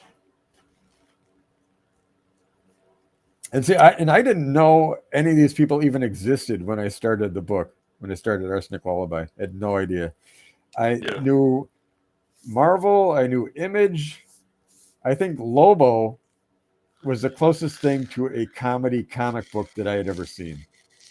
I didn't know anything about Robert Crumb. I didn't know any of that. Good night, Desiree. Thanks for coming.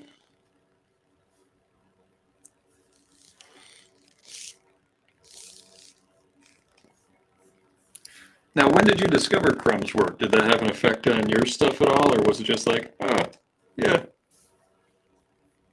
I think I saw Crumb's work. Somebody said, "Hey, this is like Crumb," and then I looked at Robert Crumb and said, "This isn't like Crumb."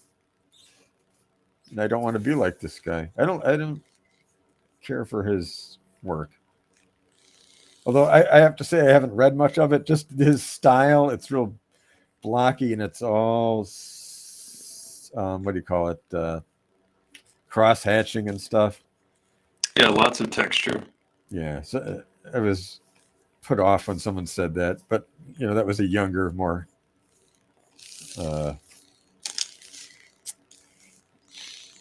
fat-headed version of me.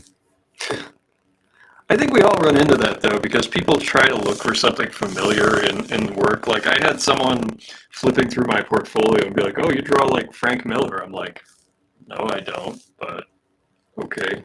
I didn't say that. I was just like, "Oh, do you like?" I was like, "Oh, do you like Frank Miller?" He's like, "Oh yeah, I love Frank Miller." I was like, "Oh, okay, well, then I guess you mean it as a compliment, so thank you."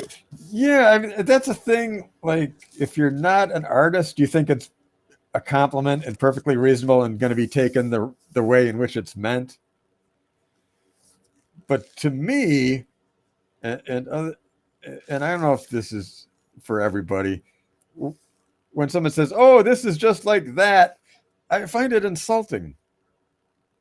Oh, I totally understand that perspective because it means that yours isn't special. Is it that? Am I that much of a fathead? I guess it does boil down to that. Oh, you're saying I'm not special enough. Well, I mean, it just means that, like, you put a lot of work into making your thing unique. Yes. You spend 10, 20 hours on a page, and then someone's takeaway is, "Oh, this is like Robert Crumb." Like, what?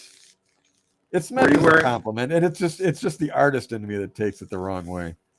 Were you wearing one of those Robert Crumb hats when you were sitting there? Was that? Sure, I wasn't.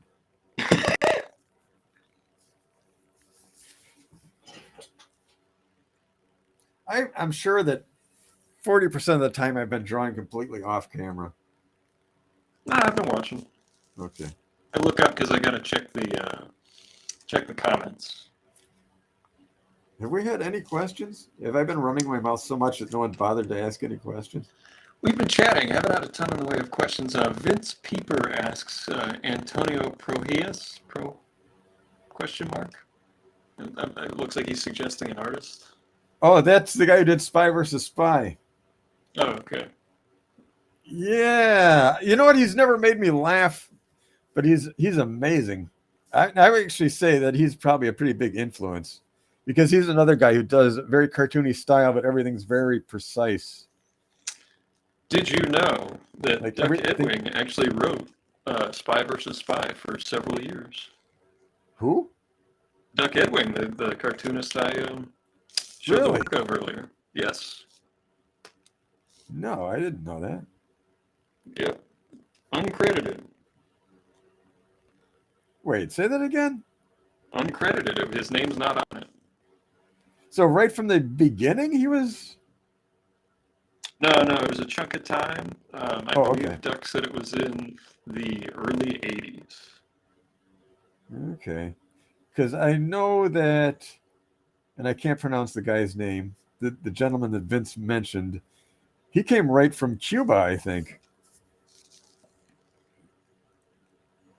Like he immigrated right from Cuba and then came into Mad Magazine's office for this stuff.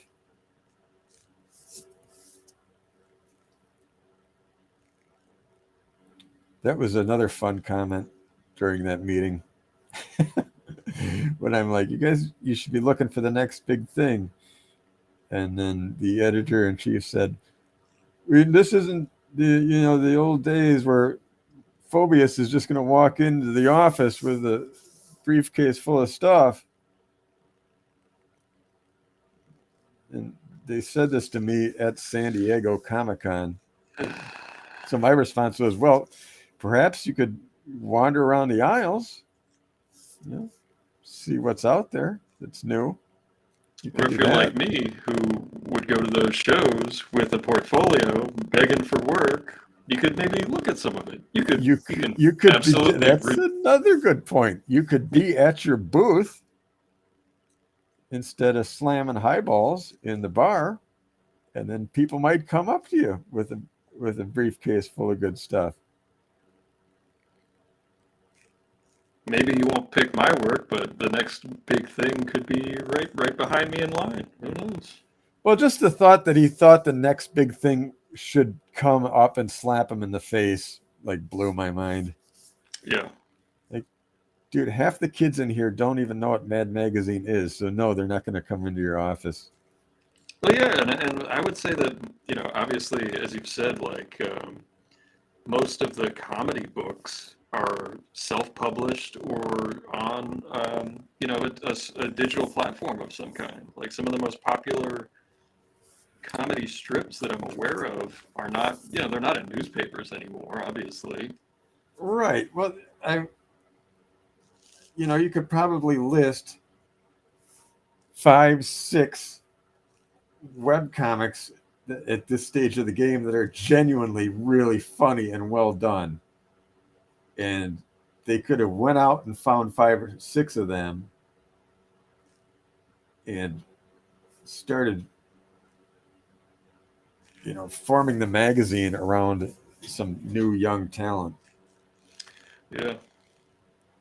I actually thought that when Bill Morrison took it over, that they would do that because he knew, like I actually met him at a convention I think it was in Ohio, and he was there with like Chris Yambar, like the Mr. Beat guys, and like a whole bunch of other creators that were all local. And I was like, oh, okay, so he's got like this talent pool of guys who could bring in some new content and stuff.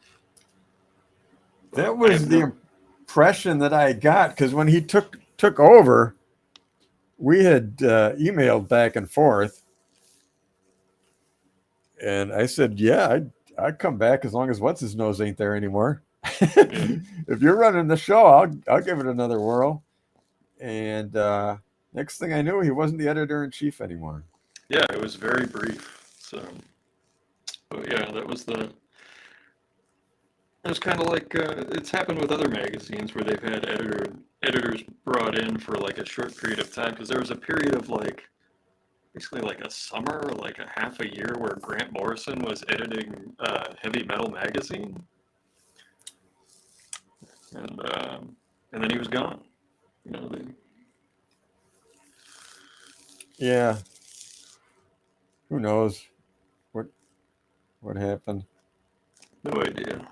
I saw him in New Orleans, but I don't at the Fan Expo. But I don't know him well enough to ask that sort of question. It would be imprudent.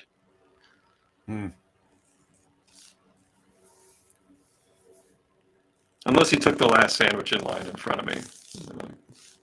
I see what went wrong with Mad Magazine now. You took everybody's last sandwich. You took the last ham sandwich. I can see that in my head still, Ian. The one sandwich went on the plate, and then he didn't just move down the line, you know. And he lingered. My blood started to run cold, and then I watched his old wrinkled hand. You know how some old people get, you can sort of see like the vein, they start get the transparent kind of hands. Oh, of course. It's coming for all of us, but that's the hand that I'm picturing. And it just slowly went down with the pinky sort of up. Bloop, took the last one, put it onto his plate. Blink. And then it was pickle juice for Douglas. Then I took the last lonely pickle that was sitting in a giant puddle of pickle juice, where at one time there were many pickles.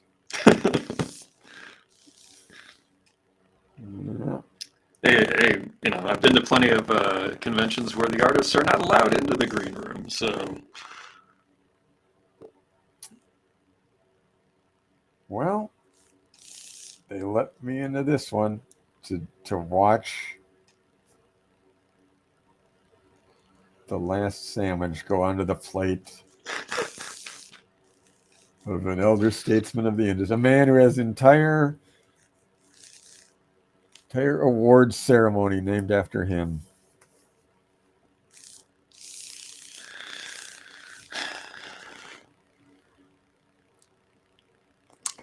I think that's a perfectly valid excuse to not like him. I think it's a perfectly valid reason to not like someone.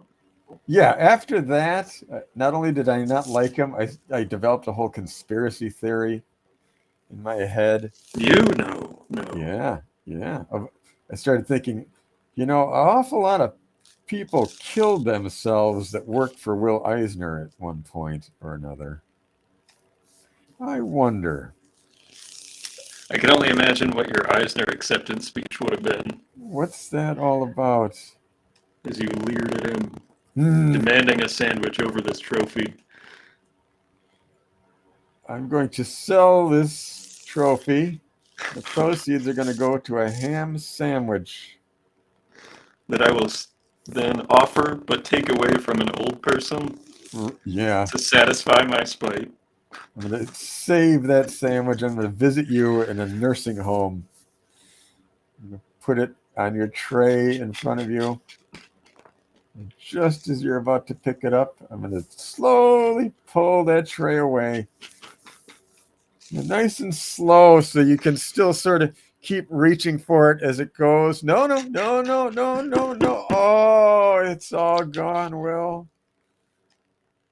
It's all gone.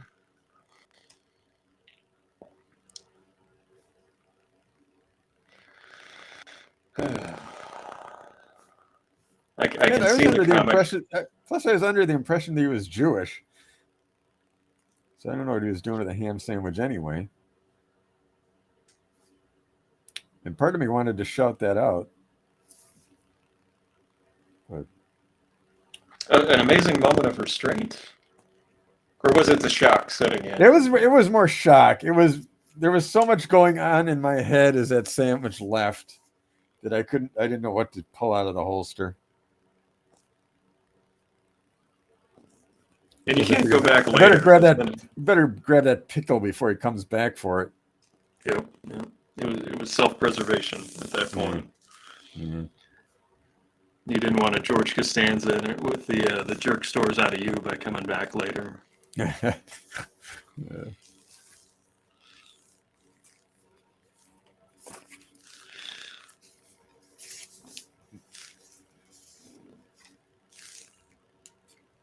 How's yours coming along? Oh, looks good. I'm just having some fun. Like, it's not like it's the kind of thing where I would put it on a like a letters page or a little piece of clip art. You know, I've been trying to do drawings that are both informative and I can learn from, and I can use them for something if I don't hate them too much. Yeah.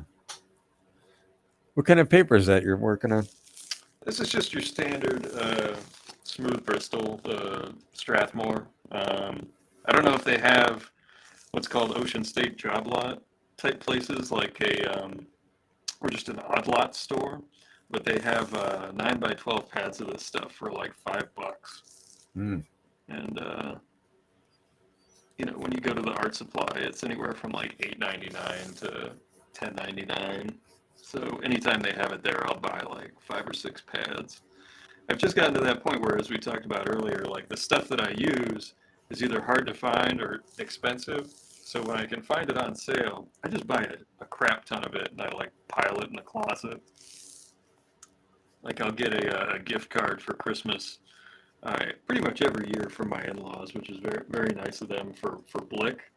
And I'll just wait till 11x17 Bristol is on sale, and then I will just max out that gift card on Bristol.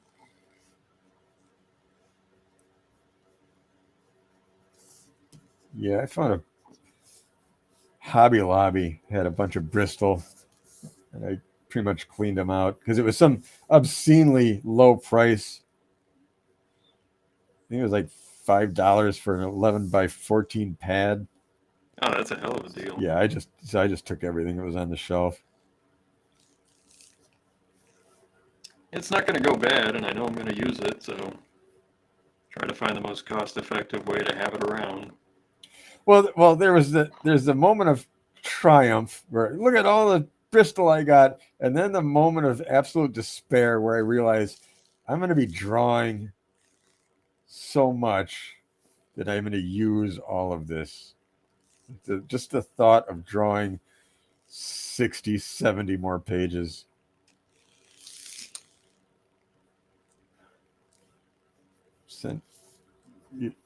Sent a chill up my spine. Now, do you find pages or covers to be harder? Because I personally definitely find covers to be much harder than sequential. Yeah. Definitely covers are harder. Absolutely. That's why I'm always amazed if anybody asks me for one, because I always am like, oh God.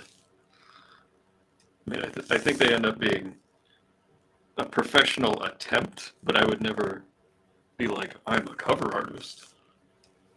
Well, see, that's a freelance cover too is really hard because the problem with a cover is oftentimes the simplest image makes the best cover. Yep.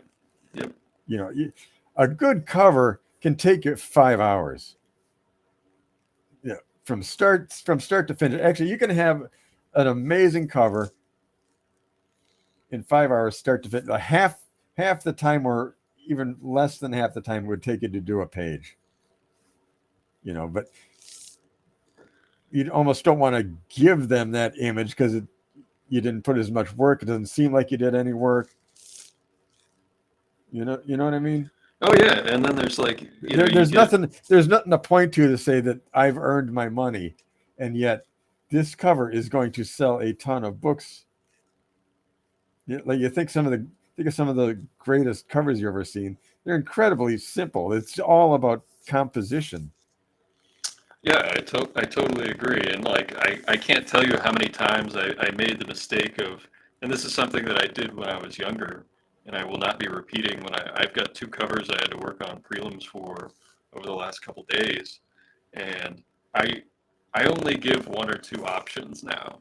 I no longer give like 5 I used to give like 5, 10 sketches for them to choose from, and they invariably would choose the one that was the busiest. Like it was every single time. Like they would pick the cover that just had the most crap going on instead of the best cover.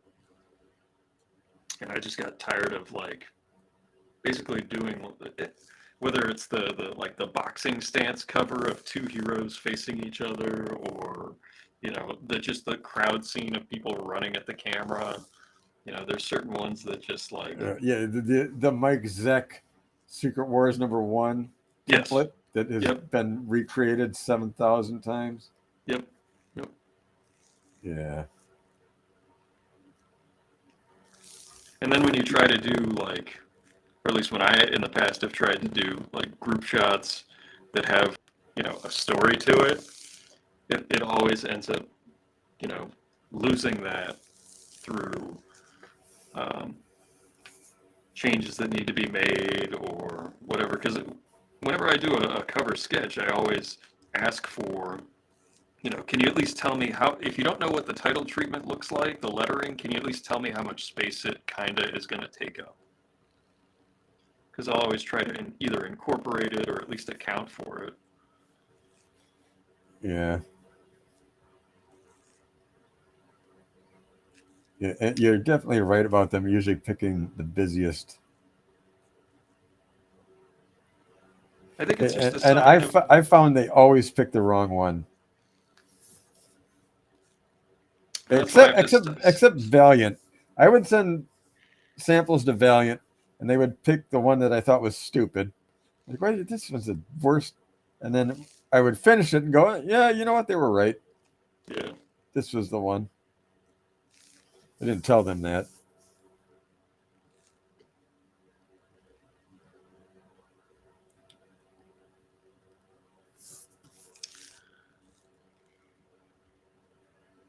Yeah, I think they're thinking about how many pennies per line it costs them.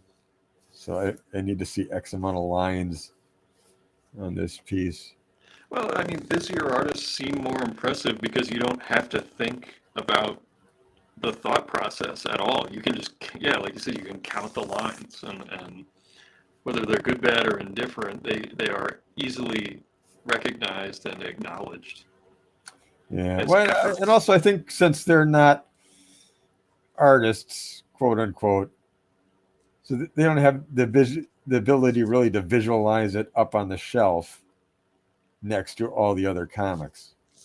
Well, and that's one thing that I've actually tried to be active about at conventions and talking to, whether it's editors or publishers or whatever. It's just like being aware that they're all writers and that there's no artistic art voice in a lot of these rooms. And I've noticed a lot of the time that I need to make time to put myself into the conversations that are happening at those conventions, because otherwise, I don't have a good response rate all the time with like emails to most of these folks. So like if I get an opportunity in person to be like, oh, that drawing that you saw that you said you liked, this is why I did it this way. I can at least tell them, this is why. And, because you can email, I've emailed, the long, like, whatever you would call it, like creator's commentary, like on a movie DVD. And it's like, they're not going to read this. They don't have time to read this, but I have to send it anyway.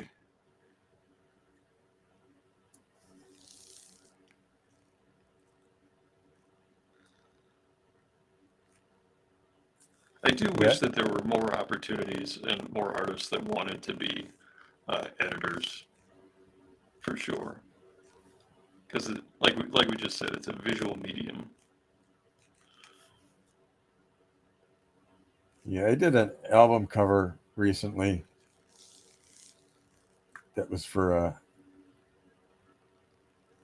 a comedy record, and I had, they went with one that was complicated, even though I had a really simple image that the composition was perfect. It was like perfect, and you could picture this in the record store. This would jump right out at people. It would online. It would jump right out, because that's the other thing. You have to picture that at thumbnail size. Yep. You know, if you're talking about using this for actual marketing, you have to picture that thing the size of a stamp, and then ask yourself if it's going to be effective. I definitely have run into that with some of the posters I've been asked to do over the years, where it's like way too busy for tiny little like online ads or whatever.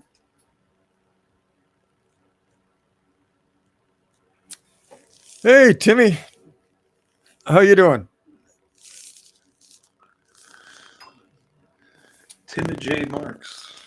We'll give him a little spotlight comment. Love watching Douglas doing his classics.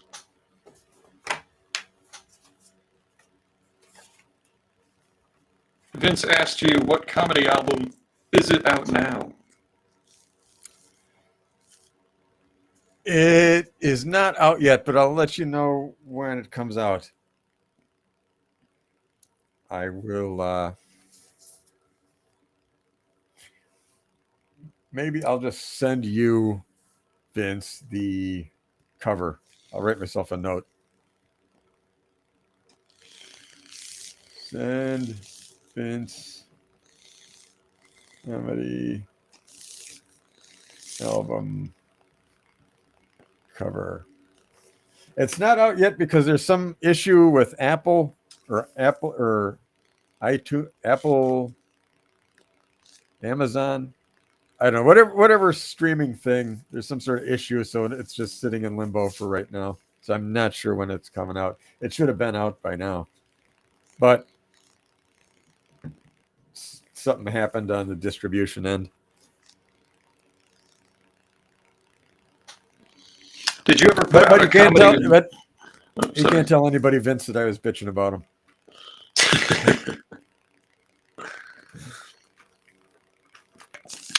Did you ever put out a comedy album?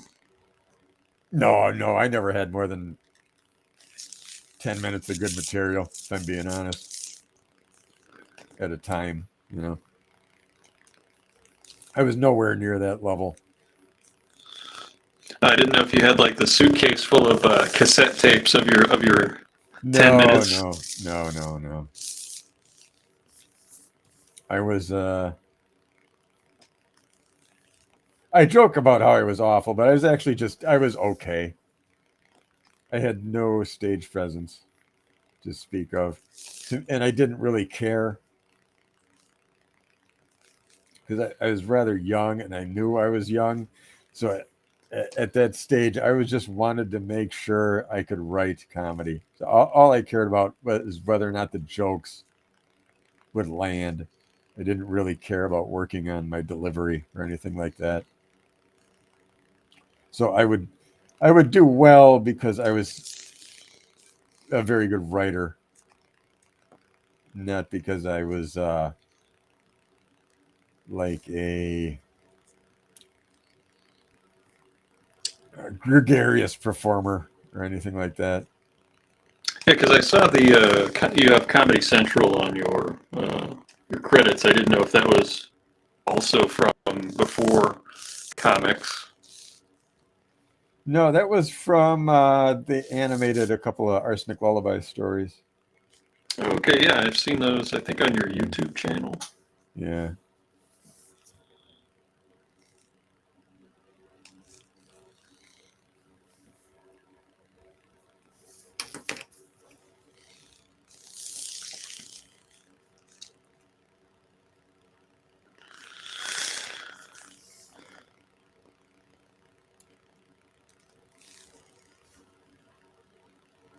So yeah, I was never to the point where I was the closer and I would be sitting afterwards with a folding table of merch.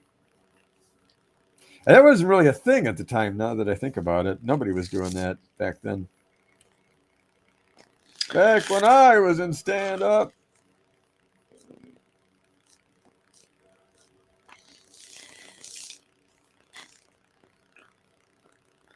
How does this guy have money for a meal and gas home? He's selling T-shirts, Doug. No, you can't do that. He can't do that.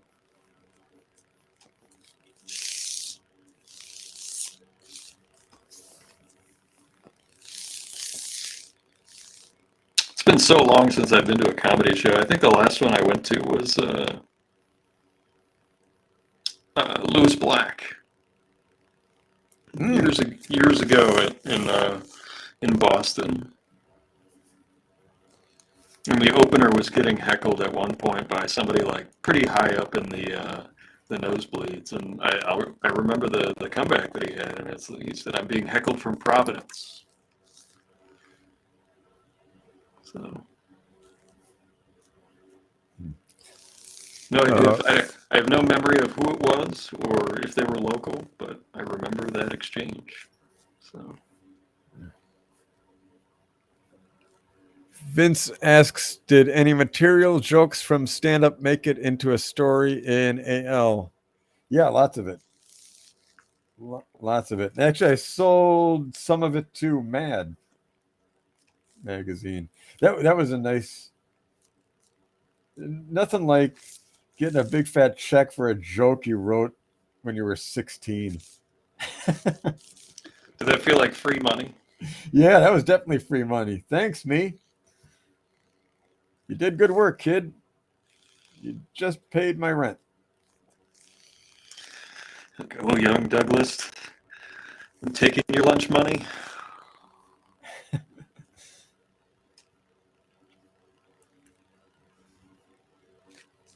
I can't remember off the top of my head now, but I'm sure there are single page stories in AL that were from stand up. Now, I never saw your stand up. Would you, obviously I've read quite a bit of Arsenic Lullaby and stuff. You didn't create any of your characters for stage usage, did you, or anything? Would you be like, would it be told the joke be told from your perspective? Yeah, I was doing more of like a Stephen Wright kind of thing, if you know who that is. Yeah, absolutely. Yeah. So from Boston, right? Yeah, yes. Yeah. So, but on a stage in a comedy club, you can't really get into very complicated concepts. So none of the characters came from there other than, learning the comedic compass of, the difference between clever and something that makes someone laugh. You learn you have to dial it up, and stuff that people understand is funny. That's not going to work on stage at all.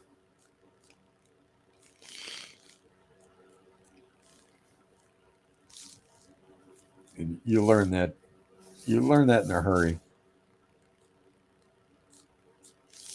It has to be a few levels more, I don't know if abrasive or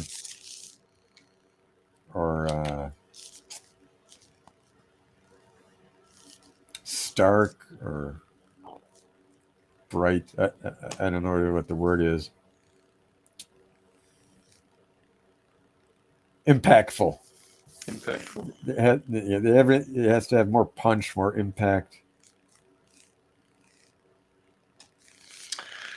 Well, believe it or not, we've made it to after 10 o'clock. Wow. So I want to thank you for coming on and hanging out with me and drawing some stuff and sharing your expertise with the viewers that pop in. Yeah, thanks for having me on. This was fun. I hope I didn't run my mouth too much, but I didn't swear, I don't think. No, I think you even censored yourself at one point, so that was or caught yourself. Yeah, I didn't spread any disinformation that would get you kicked off of YouTube. Yeah. No conspiracy theories, no nothing. I'm gonna call that next a win. Time. Call that a win. I almost had a couple F-bombs, but I caught them before they came out. Well, I thank you for your Will Eisner tolerance restraint there.